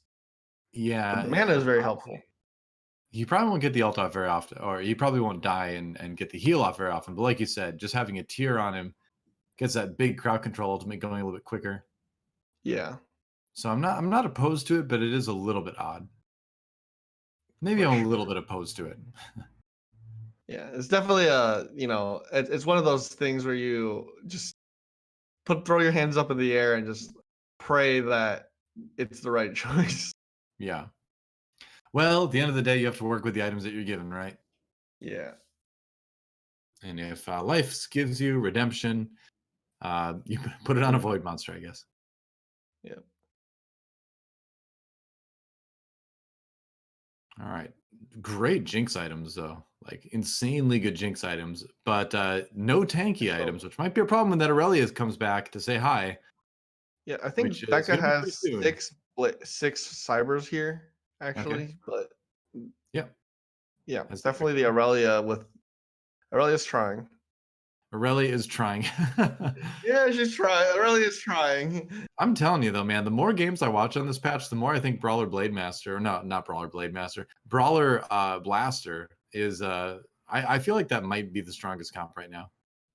Yeah, I definitely think the version where you splash an Aurelia with a Mana Reaver is very, very strong. Yeah, I'm not like I want to see more games with it, but initial reaction does really make it seem like it's a lot stronger.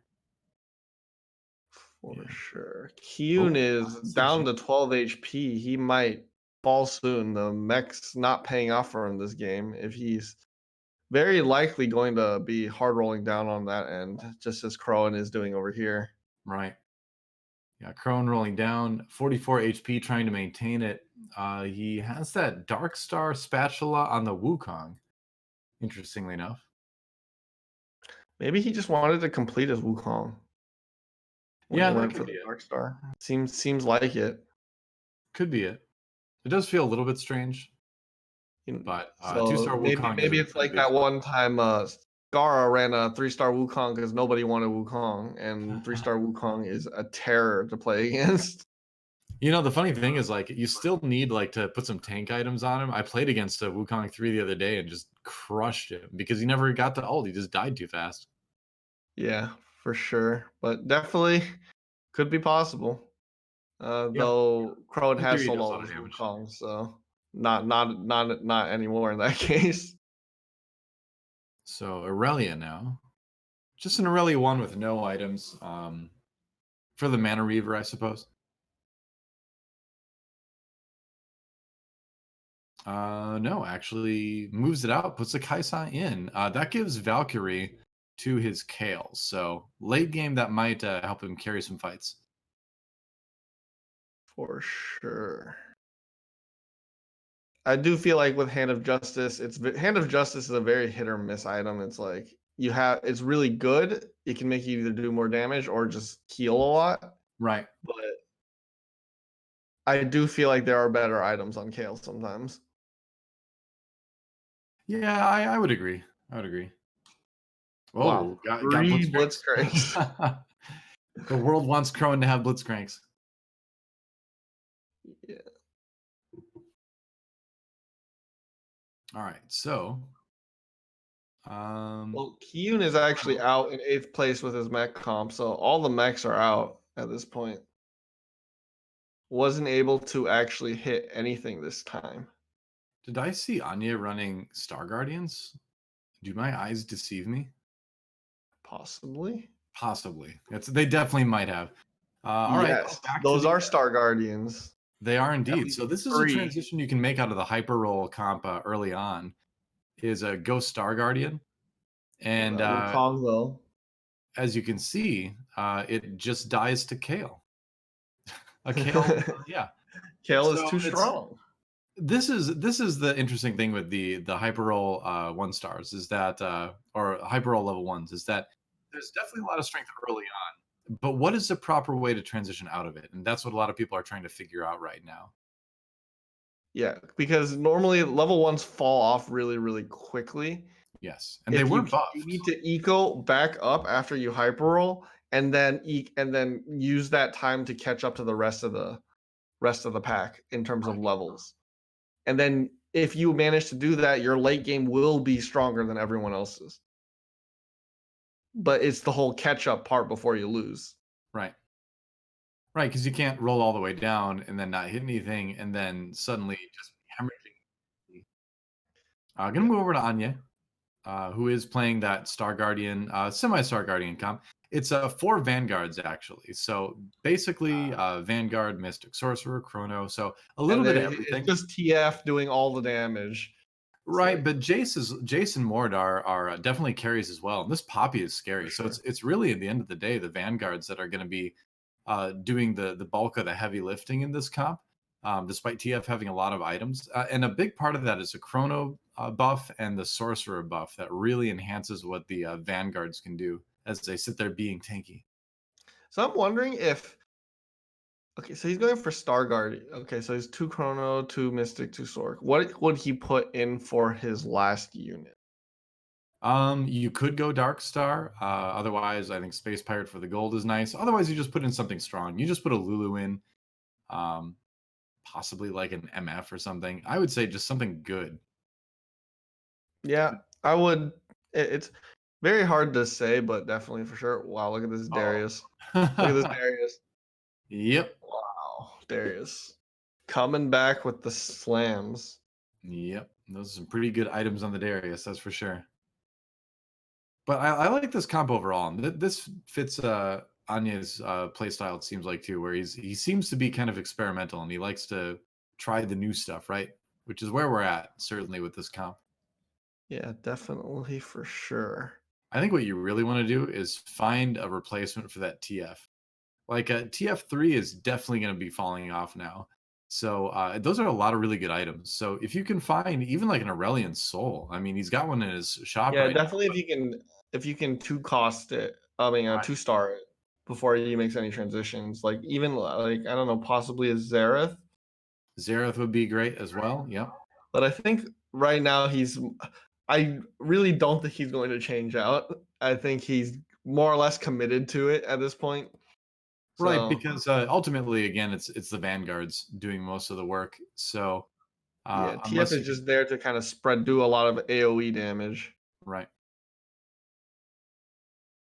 yeah, I think maybe Lulu would be the best swap, just so that you could get a nice ult off quickly.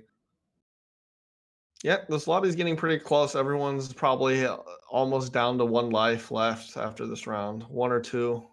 Hmm. Certainly seems that way. And the Luden's Echo from Kane. So not a tanky item that he was maybe hoping to get, but certainly something he can put to use. Probably going to go on Mordekaiser, I think. Mordekaiser, otherwise, I would say Jace might be a pretty good carrier with that, just to get his damage done early. We're gonna go see what Becca's up to in a moment. Keep looking at that Aurelian Soul. You know, I'm kind of like, I don't know, maybe A Soul's pretty good. Becca has a really good looking comp, despite being at 11 HP. Has 6 cybernetics, has a nicely stacked Aurelia, puts a lot of items on the Vi. That's interesting. Yeah, she's got a 2-star Echo as well. Echo actually doing really well and helping the Aurelia getting everything down. Right. And G2X will go down. Yeah, Becca. Wow, she's actually very, very close to 3-star Aurelia as well. Yeah, which we saw last game too, but Never Hongyan got never that. hit it. So close. The agony of rolling down like that. I guess you'll take the 2-star Lucian.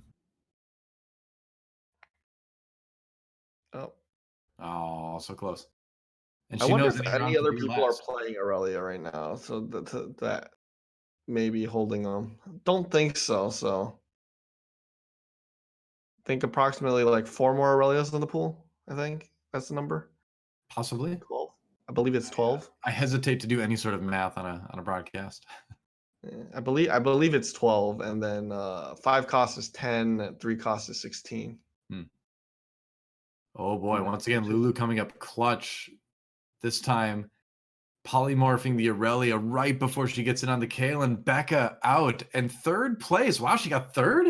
Whoa, she lived long enough to yeah, survive she 2 lived other long players enough where dying. 2 other people just died right before she did. Like, look at her face right now. She's so like surprised She's and very happy. surprised. I would be ecstatic if that happened to me. I'd be because you're expecting fifth, and you're like, oh wow, third. That's great. Yeah, so now we're down to Brawler Blasters versus Kale. Yeah. All right. 2 very strong comps, arguably 2 of the strongest comps in the newly growing meta right now. 2 Cho'Gath 2s in there Yeah, for Zanwen Yu. that's a lot of CC if it can go off. It is For a lot of sure. meat for his opponent to chew through as well. Yeah. Though it's Kale, so Kale can very likely do it. Yep, certainly can. Especially, MF I think certainly helping out Ine too. had perfect positioning there for his Kale so that it wasn't hit by anything. I mean, that didn't even look close, that fight. Yeah. So item But wise, if someone is able to hit Kale with some of the CC, Kale is very likely to just do nothing, and it will look very similar the other way around. sure. That's the idea. Let's see. What can he do to get better at this point? Not much gold left. They're really he can get the MF if he is Yeah. willing to sell his Cho'Gath. Oh, I would sell that Cho'Gath in a heartbeat for an MF2. You kidding me? I Dude, would too. I just don't know if he's noticed this yet. he's gotta. Oh my gosh, if he doesn't do this, why would you not do this? Okay, I was gonna say, yeah, you have to, right? He's just making Oh, it seem like he only has an MF1. that is true, but he still gave me a heart He's attack. playing mind games right now. That's actually really smart. Double Loons. Oh, she got grabbed. She got grabbed. Oh, she's Oh not even no. gonna do anything. She's dead. And I think Ine is gonna take this lobby. Seems that way. Yeah, 14 HP. That should be it. And Ine is our winner in lobby number 3. Honglian couldn't keep the streak going. And Yep. a As player they from would North say America in finally triumphing. NA. As they'd say in NA, Honglian, you're marked now. Everyone's watching you. Yep, pretty much. Still, solid results for him so far. Ine, though, oftentimes near or at the top of the North American ladder, now at the top of game number 3 here at the Starside Invitational. One more game to go in this Ine slot. really showing that, first few games, they're just a warm up. We're coming now. We're in here. Well, let's take a look. Honglian still in number 1. He managed to get 5th at least in that lobby. The separation between 3rd and 5th in that game was like milliseconds, basically. Yeah, pretty much. It was just whoever stayed alive the longest, and Becca's Echo, by actually freezing the whole screen, may have just helped her stay alive just that much longer than everyone else. Yep, I think that's why one of the important skills to learn is to run away, right? Because if you can just stay alive for slightly longer, you can sneak out one of those 4th places or 3rd place finishes once in a while if you can live just slightly more time than the person who's dying in the other fight. Yeah, stalling techniques. If you know you're going down very soon, get a GA, get something that just keeps you alive that much longer. Right. Anything that delays things. And then what I always do is I always play on an arena that has an area that you can run away a little bit farther in. You can kind of like run off the side of the arena. Like right now, I think the crash site one is the one I use because you can run the farthest. So Yeah, I think it's remember legit. there was one in set 2 where it was basically everyone called it the pay to win map because you could run a lot farther on that one map than every other map. One of the Freljord ones. I really wish I had that one actually, because man, like there's so many games where I've snuck in like a 4th place or something like that by just running really far away. So that's if you want to climb the ladder, it's a valuable skill to learn, as well as keep an eye on the HP, who else is dying, and get out of there and try to live just slightly longer. Milliseconds can make a huge difference in just your point placing. You can tell from that game, even in the first game, it was the same situation between Kiyun and Crowan. Kiyun lasted a little bit longer, and Crowan went down first, and Crowan ended up getting 3rd. Yeah, that's right. So we'll get that 4th lobby underway pretty soon. I don't think we're taking a break right now. I think we're going right into the next one. Yeah, I think we are. We are. Okay, just waiting on the players right now to get into the lobby. Should be in pretty soon. All right.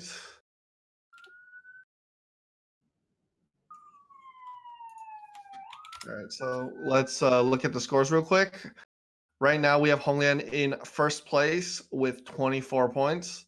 Anya, the close second, running his Vanguard TF comp just now, which was actually really interesting for something that we just hadn't seen in a long time. Yeah, that was really cool. And this is what I love about being able to cast a tournament right after a big patch comes out, is just seeing all the adaptability, seeing stuff we don't often see, and maybe seeing some stuff that's kind of new as well. Yeah, we're actually being able to see all these new reroll comps and just hard going for things like Xayah, TF, units that were more or less considered trash in before these patches because they just didn't do anything. Right. Well, I mean, Xayah was like, yeah, Xayah 2 can carry a little bit early and hold some items, and TF was the same way. He's like, oh, he's the guy that holds sorcerer items and gives you chrono sometimes. But now these are like legit champions that you can bring into the late game sometimes. I still think like TF feels like he falls off a little bit harder than some of the other 1 costs, like a Leona or a Poppy or a Xayah, but he can hang for most of the game now. Yeah, from seeing that game, I do think Poppy is really, really, really strong after seeing that, especially with the 2 Vanguard. You can get Poppy and Leona really, really early, and then they can carry your front line for a very long time. Right. So hopping right in, we have a spatula start with treasure trove. So people are going to have lots of money, lots of items in a spatula. Well, this is going to be crazy because it's going to be very, very different from every other game. I mean, Kyun's got to be happy about this, right? Because now he's almost guaranteed to have the demo spat. Oh yeah, this is going to be a very interesting game. He's going to Yeah. have the money and the demo spat ready to go. Alternatively, though, a lot of players will be able to hard eco in this game, Right. especially with the Space Jam comp. It'll be very insane when people start scaling. Yep, similar for the hyperroll comps that roll down at 3-1 now. You've got a chance to save up a bit more gold possibly and guarantee yourself another 3-star. Super early Syndra. Wow, and a Zoe too. Huh. All right, Ine, don't think about sorcerers. There's no reason. He's just like, no, I'm not touching Zoe. Yeah. Like it's if you know some of those hyperroll comps do go for a Zoe 3. In fact, most of the one that people are trying a lot right now on the ladder does go for a Zoe 3. But sorcerers in general are a little bit, or sorcerer-based compositions are a little bit on the weak side right now. So you don't need it. Graves is definitely the better pickup.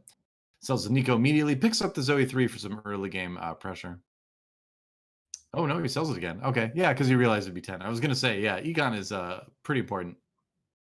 But that's crazy, man. Able to get up. You're already 10 at gold. 12 gold before you've even gone to the cane round. What is this, set 2?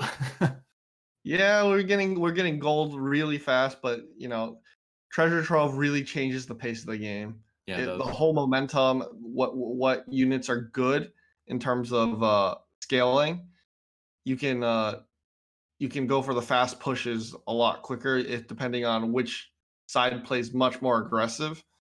So the Very the quick. risk so the risky thing you can kind of run into on Treasure Trove is a little bit of what's happening to Ine right now, where he's gotten a lot of champions and a lot of gold from the orbs and not a lot of items. So you can get into these awkward spots sometimes on Treasure Trove where other players in the lobby just simply have a lot more items than you do.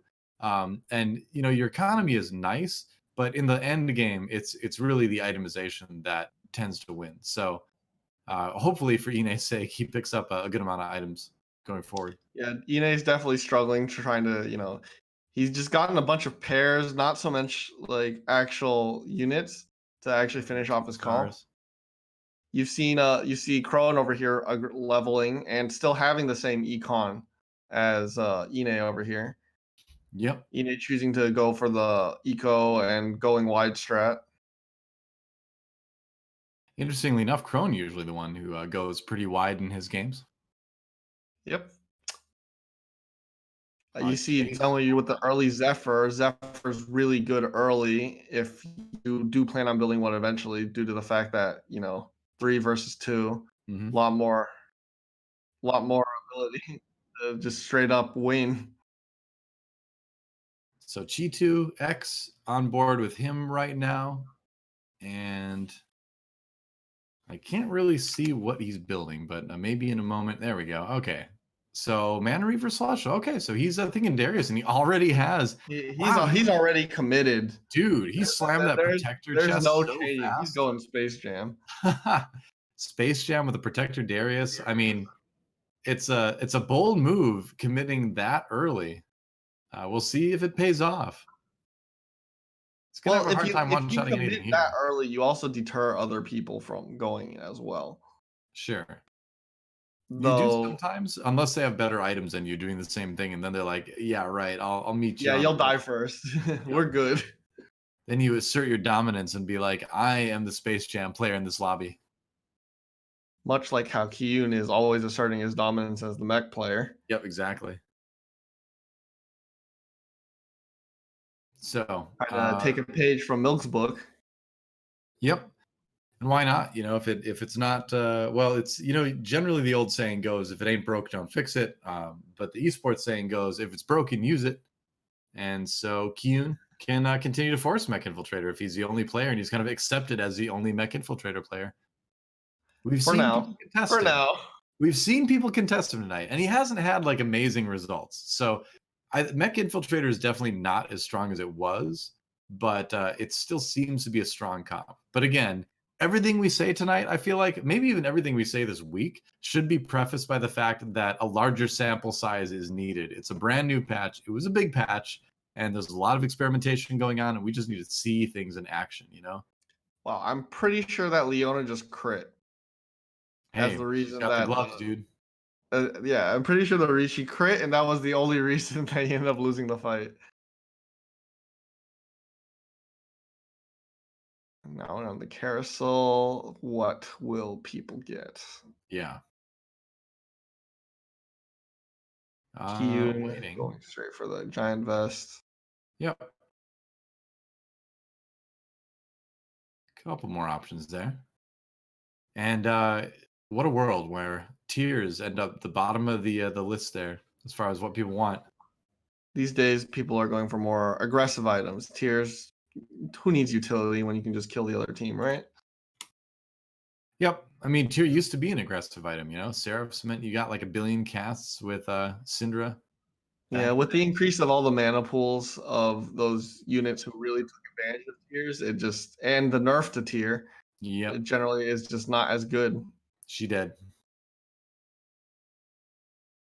All right, on board with Becca now, who has a Rage Blade. So perhaps thinking about transitioning into a Kale comp. She does have the possibility of Dark Stars and Vanguard Sniper, I suppose. Just kind of trying to play the best possible board right now and preserve the HP, but she's the bottom of the lobby with 82, so it's a little bit rough so far. Yeah, I think that's also part of why she decided to make the item. Otherwise, she would just keep bleeding health. Could be, yeah. But doesn't seem like she's gonna do anything here. Yeah, it's looking rough so far. Game's far from over, but 74 HP at 2.5 is a little bit of a difficult place to be in. Yeah, I think a lot of people in these lobbies are also playing a lot more aggressive now. You notice how it's 2-5-2. Almost everyone in this lobby is level 5. Right. They've had more money to work with, so the whole issue of eco is just out the window because it's only 4 gold. Yeah. So, or 8 gold for 2-5. Yeah, Becca also in a situation where it looks like she maybe didn't get a whole lot of items from those earlier rounds. Just 4 total item components on her board right now. Yeah, definitely not as good as some of the other players. Kyun though actually just going for hard eco, more or less. Yeah, pretty For the much. max, cybernetic mech infiltrator process. Basically, just trying not to lose any harder than he has to, you know. Oh, Yeah. dodge the Jace ultimate. Will still go down, Yeah. I think. Maybe if he Ward gets is a a pretty good spell carry off. early on. Oh, 1-0. Oh, no, he wins. Got a spell off. Yep. Got the bonus. Bonus Actually, damage better from for Raise Blade. Becca in this case because it ensures that she gets a streak going into this round. Right. That does kind of help a little bit. Yeah. Still doesn't make it feel good though. It doesn't feel good, but it is definitely better for your economy. Not so much as for your health, but economy-wise, I think it is definitely better trade-off. Your mental fortitude might be taking a hit, but we'll see what she gets off of the Krugs. We know everything's going to drop an item, or not an item necessarily, but She'll drop at least it. get one item. Yeah. Maybe some gold, but at least one of them will be item. Hopefully, all of them are items. So she has the possibility of building an Yeah, those are the Infinity. 3 items. Oh, GA possible. All right. So GA, some good items can be built out of that. Yeah, you could potentially make all the items you need for Kale. Yep. Could also make a Rebel, make a Blade Master, make a Star Guardian are the spatula options that she might be thinking through. Could make a Dark Star as well, which would give her 3 Dark Star, but I don't know if you want to commit to that. If you make that, then obviously you're hard committing to Dark Star, so don't know if that's the time. Although it is still a solid build, but Becca just looks a little bit paralyzed by decisions right now, you know? Yeah, she's really considering what she needs to do because she hasn't fully committed to any comp. And so when you have to make these kind of decisions, this is probably the hardest part of the game is making a decision and trying to figure out when you're supposed to commit to certain comps and transition. Yeah. It still looks like Kale is the plan. Hand of Justice can be a good Kale item. GA gets Yeah, dropped this definitely well. looks like a Kale adjustment. Yep. But that Jin is ooh. Oh, she won. Wow. All right. Yeah, she's definitely Hand of trying to Justice. stop bleeding so much HP anymore. Yeah. Just it's gotten a little bit out of hand, and She needed that. And now there's two people below her in the lobby too. So it's starting to look a little bit better. So we'll leave Becca for now and check out what Anya is up to.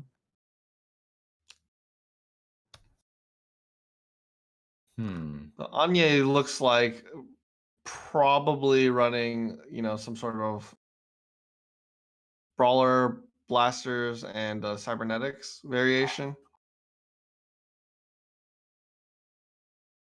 I'm just gonna open up the stream. Let's see. What's he building? All right, yeah. Cybernetics and brawlers at the moment. As he goes into combat here against Becca. But Yeah, so he has used the spatula as just a cybernetic item. oh, okay, yeah. Yeah, which makes sense. Just puts on the Fiora. That's a good place for it. This Caitlyn getting very strong. That's the thing is Caitlyn is actually like a legit strong champion right now. 2 stars, great item carrier, Yeah, and she always kind of especially after the buffs, her ultimate right. just does way more than it used to. It's 1,500 Mm-hmm. as a raw stat, and that just one shots anything. Yeah, at this stage in the game, it'll carry you pretty hard. So thinking about a way to possibly put the Wukong in, is there any sort of chrono options for him here? It doesn't look like there's a great one. I mean, he's got the Shin as well, but you'd have to give up cybernetics basically if you're going to make any sort of See, use. what I'm wondering is why there's just this random Rakan in there. Because it's 2-star, I guess. It's like you can maybe just put the Wukongest in the Rakan and get 2 Vanguard, and you would have a much tankier Leona. Right, well, that's what I was thinking. I would almost say drop the Vi. It's just a Vi 1, even with the cybernetics buff. But he's thinking about the effect that would have on his Lucian. But would having the Vanguard buff and the Chrono buff be better? I guess he wins this round anyway. But these are the things you have to kind of think about. Is like, okay, I've got this synergy going. Do I really need this, or is there a better board I could be building? Just because something's working doesn't mean it can't be better. Definitely might have to do with the fact that when you Vi dives the backline, it makes it easy for Rakan to hit all the units for CC. True. I think that might be the reason for the way the comp is built as it is right now. It's true. Wow, a Kale with a bow. That is pretty That is awesome. perfect. Yeah, Becca grabs that immediately. It's perfect. Ready for that transition. Yeah, she won't be able to put all the items onto it, but I suppose you don't need to put the Hand of Justice on it. You can just put the GA and the Rage Blade, and then there's a lot of stuff that goes well with that bow onto Kale. Yeah, so. you can build another Rage Blade. You can build a rapid fire cannon. Yep. So hopping over to Crowan over here. Mm-hmm. Let's see what he's doing. He made a rebel spat. So okay. that looks very much like he wants to probably. It's very hard to tell what he's going with this. I think he's trying to go some kind of 6 rebel comp with Kale Mm-hmm. and MF, so that would be a level 8 comp, and then take advantage of the Valkyrie. Yeah, I'm not opposed to that, I suppose. And that Rebel Spat is something you can always transfer into somebody else later if Kale gets too contested. Gangplank makes a great Rebel. He kind of is lore-wise anyway, so why not, Yeah, I also Crone's also probably likely thinking, hey, I'm not in a really good spot right now. We'll try to aim for like top 4 or something. Oh, wow. So he finds the 1% Gangplank, and he's got a Ziggs. Really He early. could go Demolitionist here. That's interesting. I like it. He's really considering what to do right now. Honestly, I would. Frozen Brawlers. I would. Brawler Rebel Blade Master. I would really consider Demolitionist. He's going to try it with Brawlers, Rebels, and Blade Masters.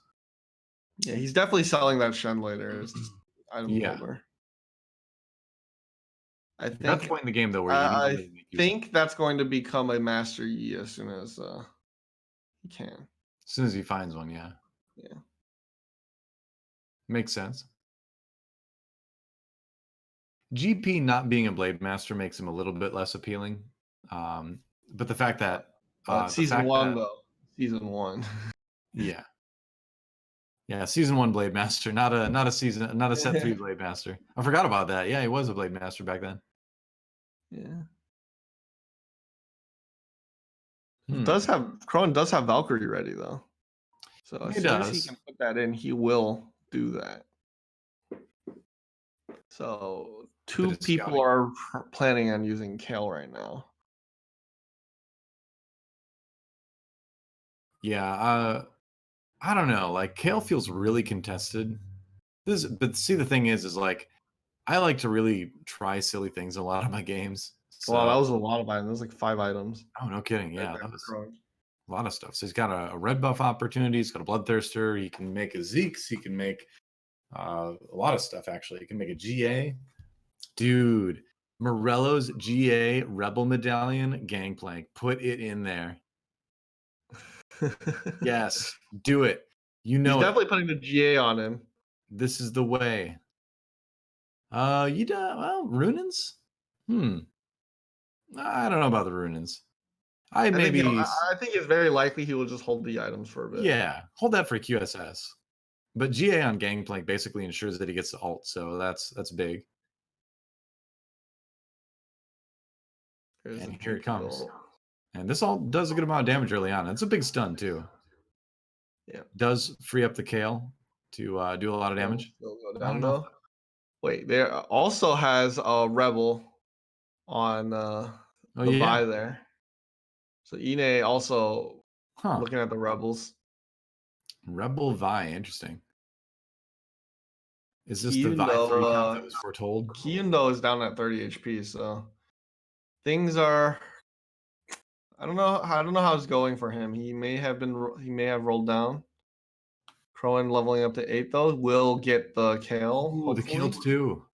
Yeah, I guess he's got the Kale too, and the Jinx. Jinx too. All right. Yeah, I mean, yeah. Can you get 6 rebels though? He's looking for it. He's really trying to find that 6th rebel right now. He needs that Master Yi so badly right now. Yeah, he really does. Master Yi would straight up just complete his comp for a good period of time. You get the Blade Master from it. He would get 6 rebels from it. Oh my gosh! Nobody's getting to attack. Yeah, Swordbreaker, or I mean rather Kassadin, I believe, right? Kassadin, not Swordbreaker. Yeah. Kassadin really useful in these situations, especially because against rebels, they are super clumped up. Right. This is one of the dangers of playing rebels is that you are very, very susceptible to comps that do big AoE damage to grouped up units. So, you know, you'll watch like a powered up mech come over and wreck things as well. Yeah, it's quite crazy, especially because you can get deleted instantly, especially back in earlier on when everyone was playing rebels. Rebels are good against other rebels as well. So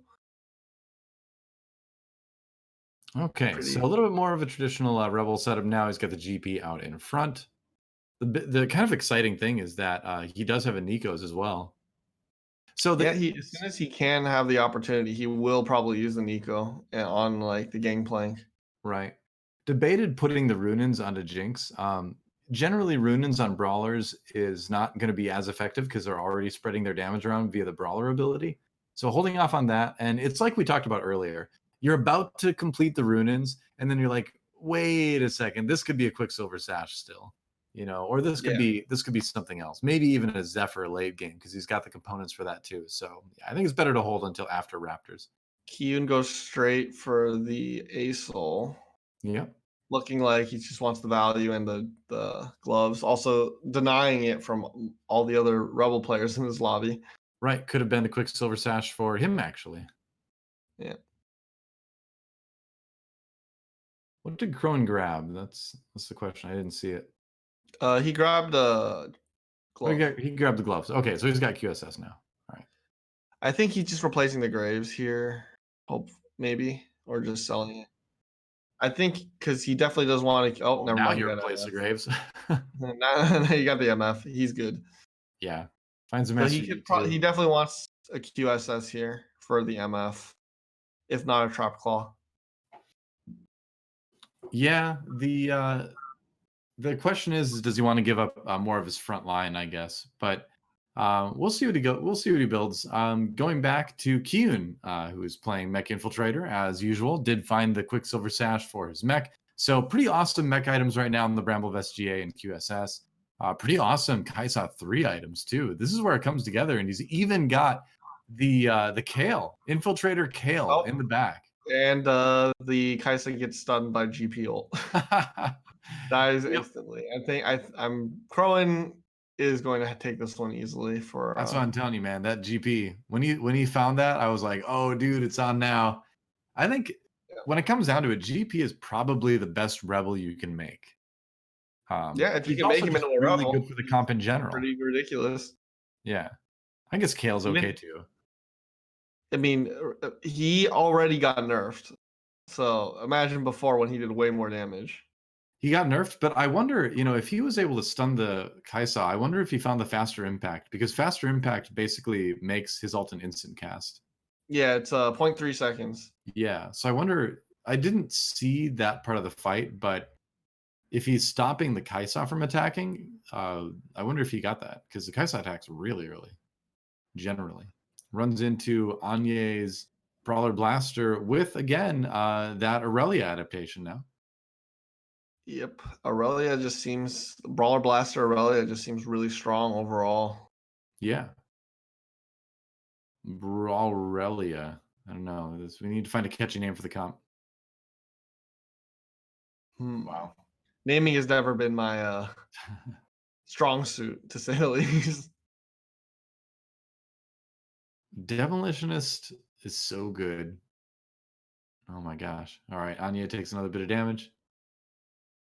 And now we go to Arc Raptors. So, man, what are you even looking for items-wise? And anything you get at this point is kind of icing on the cake. I guess you're looking for probably like a tier or something like that for Kaisa 3. I think he probably wants a GA on his Kaisa, if that's possible. Or alternatively, if you can somehow get the items to have Morelos, you would love to have that on Kaisa right now. Yeah, for sure. Something for Kaisa, basically. So there's a... Okay, so he does have GA for Kaisa. Whoa, that's a lot of items. Oh my gosh, GA, okay, gets another QSS. He could actually put some pretty good Shaco items together here between the QSS and the GA, but yeah, I think Shaco, maybe... the problem is Shaco is, unless he gets a 3-star Shaco, there really is much, not much of a point. It doesn't do as much as it used to, for sure. Yeah. So 3-star Shaco is still really good, but definitely not as strong as it used to be. So I kind of like QSS on the Kaisa and then GA on the Kale, but I'm curious to see what he's going to do. He's thinking about Infinity Edge as well. He's definitely IE on Kaisa. Infinity Edge. Really? I don't know if that he meant to do that. I feel like he did that on accident, but at the same time, I could be very wrong. I'm watching his stream right now, and I'm not seeing any like overly or a Q, and I'm not watching Q's stream right now. But all I know is his chat is saying he's trolling. But yeah, I'm a little bit surprised as well. Oh, okay. I can see it being, because once you get, if you get 100% crit chance if you have Valkyrie and it's 40 with Valkyrie and they're under 40%, right? So that's a good point. And I mean, the Shaco items are good as well. You did mention Shaco does less damage, but just making him stick around is really annoying, So I think he's worth he does that have disarm. So. Yeah. So back with G2. C2, he's got, looks like he's got the Space Gem online. Yeah. Protector Darius doing 3 protector. He's definitely waiting to put in another protector. Cassidon 3 is going to be deleting people. Actually, Dude, I watch don't this. actually know if he's gonna plan on putting in another protector. Dude, he took half the HP off the front line and turned off everyone's attacks a little bit. Yeah, and this will just dunk everything. Yep. Space Everything kind Jam. of softened up. Oh, Echo.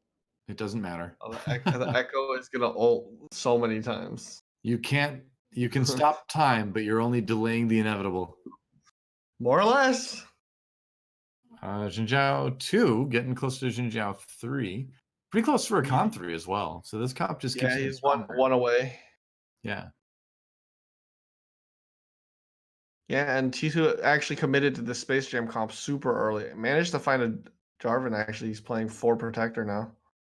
I like that especially because Protector Darius is so strong. Like, if you can find a way, if you kill a unit, it just helps, and it makes sure that he can keep dunking. Right, because you can keep stacking that shield. So that's ideal. Jarvan dying is just fine. And let the stacking begin. Oh, actually, the stun's a little bit too much, maybe. Yeah. Well, no, he's okay. All right. Jace, even without the Darius, I think Hyun is going to go down here, actually. Yeah, he may. I mean, that's the thing. Kyun, he's out. Kyun dies exactly 13 damage. Kyun going out on 7th.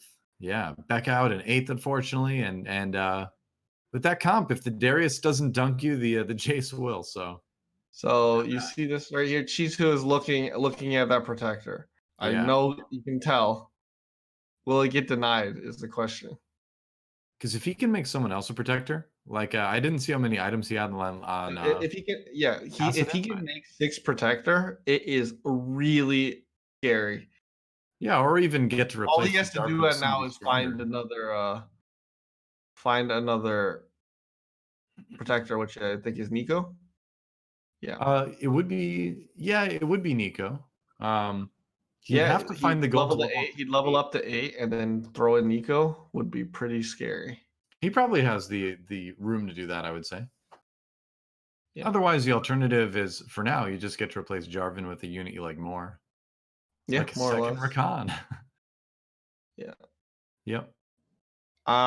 Very likely that Chizu might actually take this lobby if he actually gets everything that he wants. Finishes his Shinzao, finishes his Rakan, gets in another protector for 6. It's really scary. Right. Certainly is. MF getting a lot of damage done. A little bit of scouting being done as well by G2. And he's definitely going to win this round. That gold. Wow. Yeah, you make all that money as well. This comp is so good. Yeah.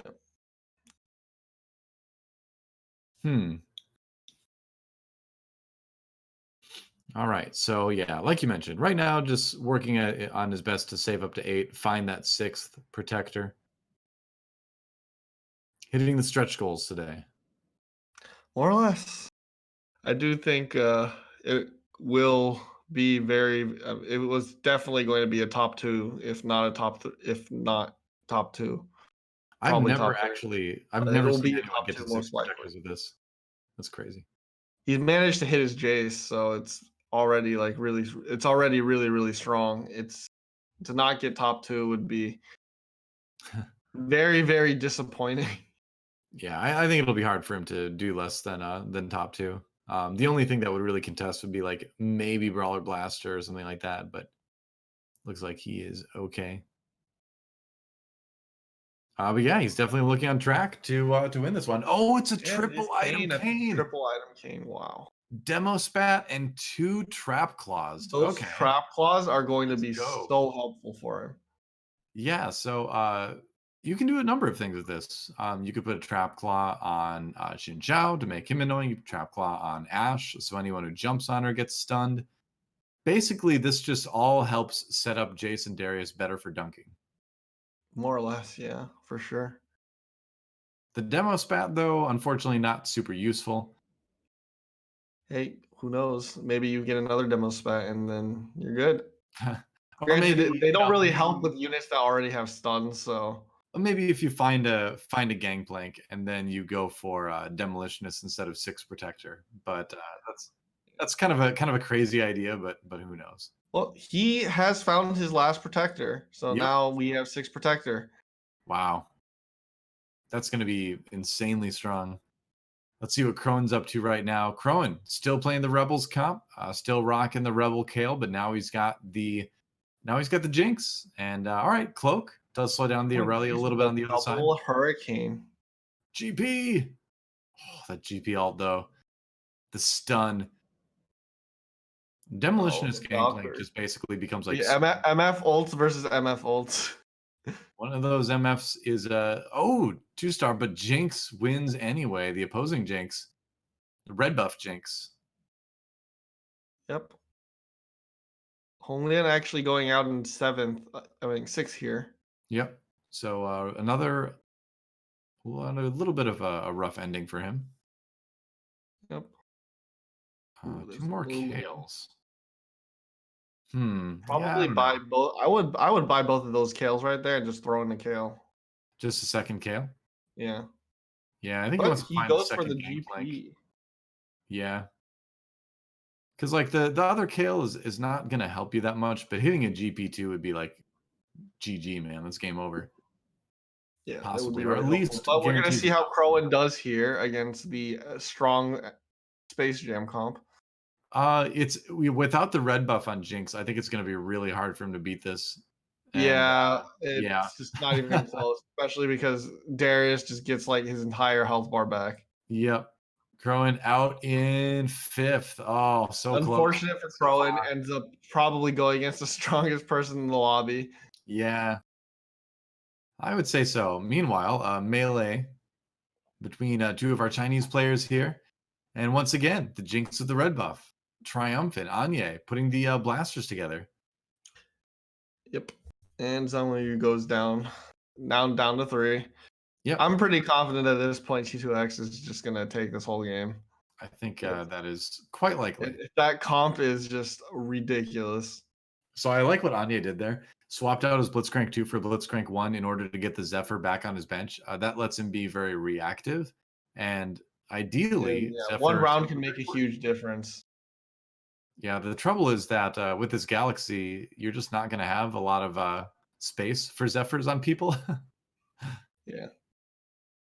There we go. Can put on Lucian in the front, though. Oh, okay. All right, going for the Kassadin instead. That's probably wise. It did not work. There was a QSS. Forgot that it had a QSS. Oh, no. Oh, that was a huge mistake from Anye. It may not have mattered in the end, but that feels bad when you do that. Yeah, I definitely don't think it mattered. It would have mattered. It probably might save him from like 1 unit. This fight's pretty even, actually.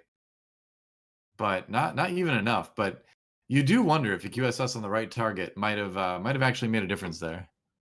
Yeah, but he would have still been down to 1 life either way. I think he might have. It might have been 1 unit left on the other side. Possibly. What's he gonna grab? Anya goes for the Hextech.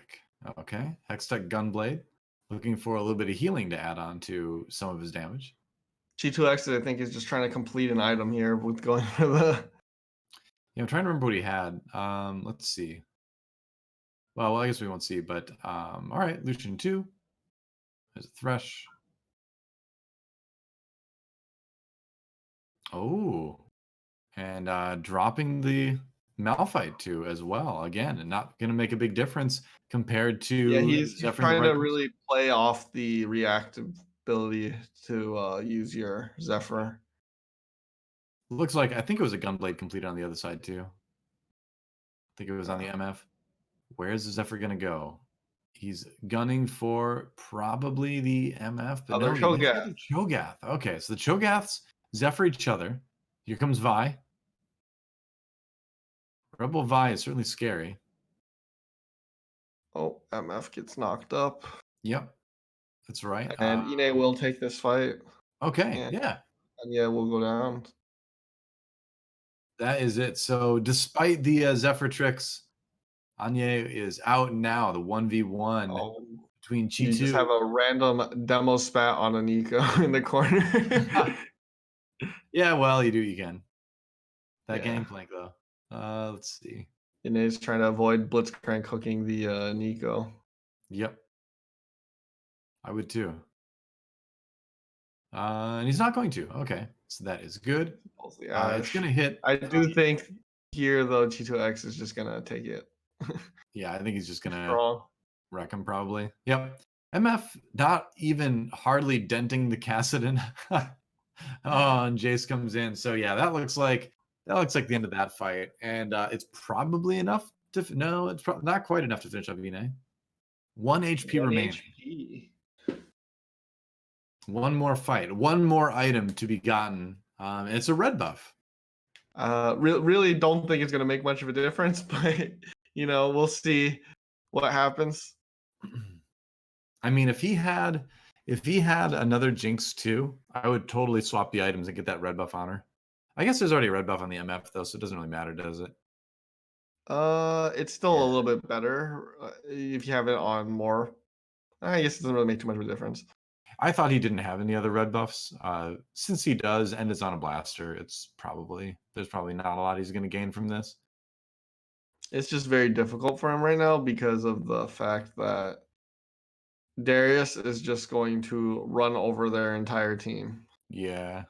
He doesn't have the ability or any damage to actually take down this Darius. It certainly seems that way. The trouble is that his blasters are his main source of damage, but they're just mostly going to be shooting shields. What is he rolling for? Maybe trying to find like a something else. I don't even know. Yeah, he's just like putting random items on at this point. He's like, I'm dead. I already know. Well, he's trying to find a little bit of a way to sustain. Oh, he went for 4 Mystic. That was what he was going for. Yeah, that makes sense. The sustain is just not there. Despite a lot of the damage being magic damage from the ultimates from Jace and Darius. Enough. That's it. Meanwhile, other fight happens and looks G2X like will take this game. Yeah, that's right. G2X winning game number 4. And so in the last 2 lobbies, things shaken up a little bit between the Chinese players and North American players. The rankings will move around a little bit. And that'll do it for our first. Definitely was good. You had Kyun with a really good start, but yeah, overall, Mech Infiltrators is not the most consistent comp. And sometimes you'll do really well, and other times straight to the bottom. Yep, pretty much. So let's take a look at where the standings are so far. It looks like Honglian's still on top, managed to scrape out just enough points to hit 27 for the number 1 spot. Anya moving up. Pretty consistent night for him, actually. 25 points. Ties him with Ine, who had a really rough game number 1, but then picked it up a lot afterwards. And Sanwen Ju in 4th. Yeah, you can see a clear gap between the top 4 and the bottom 4 due to the way the point system works. If you're able to secure consistent placing in the top 4, such as with the way Anya did, you more or less are much likely to stay up towards the top. A player like Kyun has a chance to get back in. Very binary results for him, either 1st and 2nd or 7th and 8th. But that seems to kind of be Mech Infiltrator right now in this meta, even uncontested. It seems like it's become very item dependent, more so than it was before. I do think though, Honglian did try to stop Kyun in the 3rd game, where there was a period of time where Honglian actually took some of the units that Kyun needed for his mech comp and just held on to them, and then eventually transitioned out. Well, there is our schedule for day number 1. As you can see, we are done with set 1, and that means we have 4 games to go. Another series with set number 2. A lot of great players from North America and China there. And who are you most excited to see in set 2? So I'm most excited for Godlike to actually show up and show us what he's got. Godlike is, if you guys didn't already know, a former player for LMQ and RNG in League of Legends. Very good top lane. Back then he used the ID Ackerman, and he managed to climb to the top of the ladder in the past few days. I think he was He reached #1 in China, I think 2 or 3 days ago. So he is a phenomenal TFT player as well. A lot of other big names on there as well. Mecha Extraordinaire Delicious Milk. We'll see if he continues with the trend. Soulless crushing the North American ladder all the time with Dark Stars. He's going to be fun to watch. Soju just barely missing out on the top 8 of the Giant Slayer series earlier this week. So a chance for him to come back and get a little bit better of a tournament showing. And I'm sure we'll have a lot more to learn about the Chinese players too. That I'm not as I've familiar been with. very But, excited for everything that they've done. Yeah. It's just very hard to.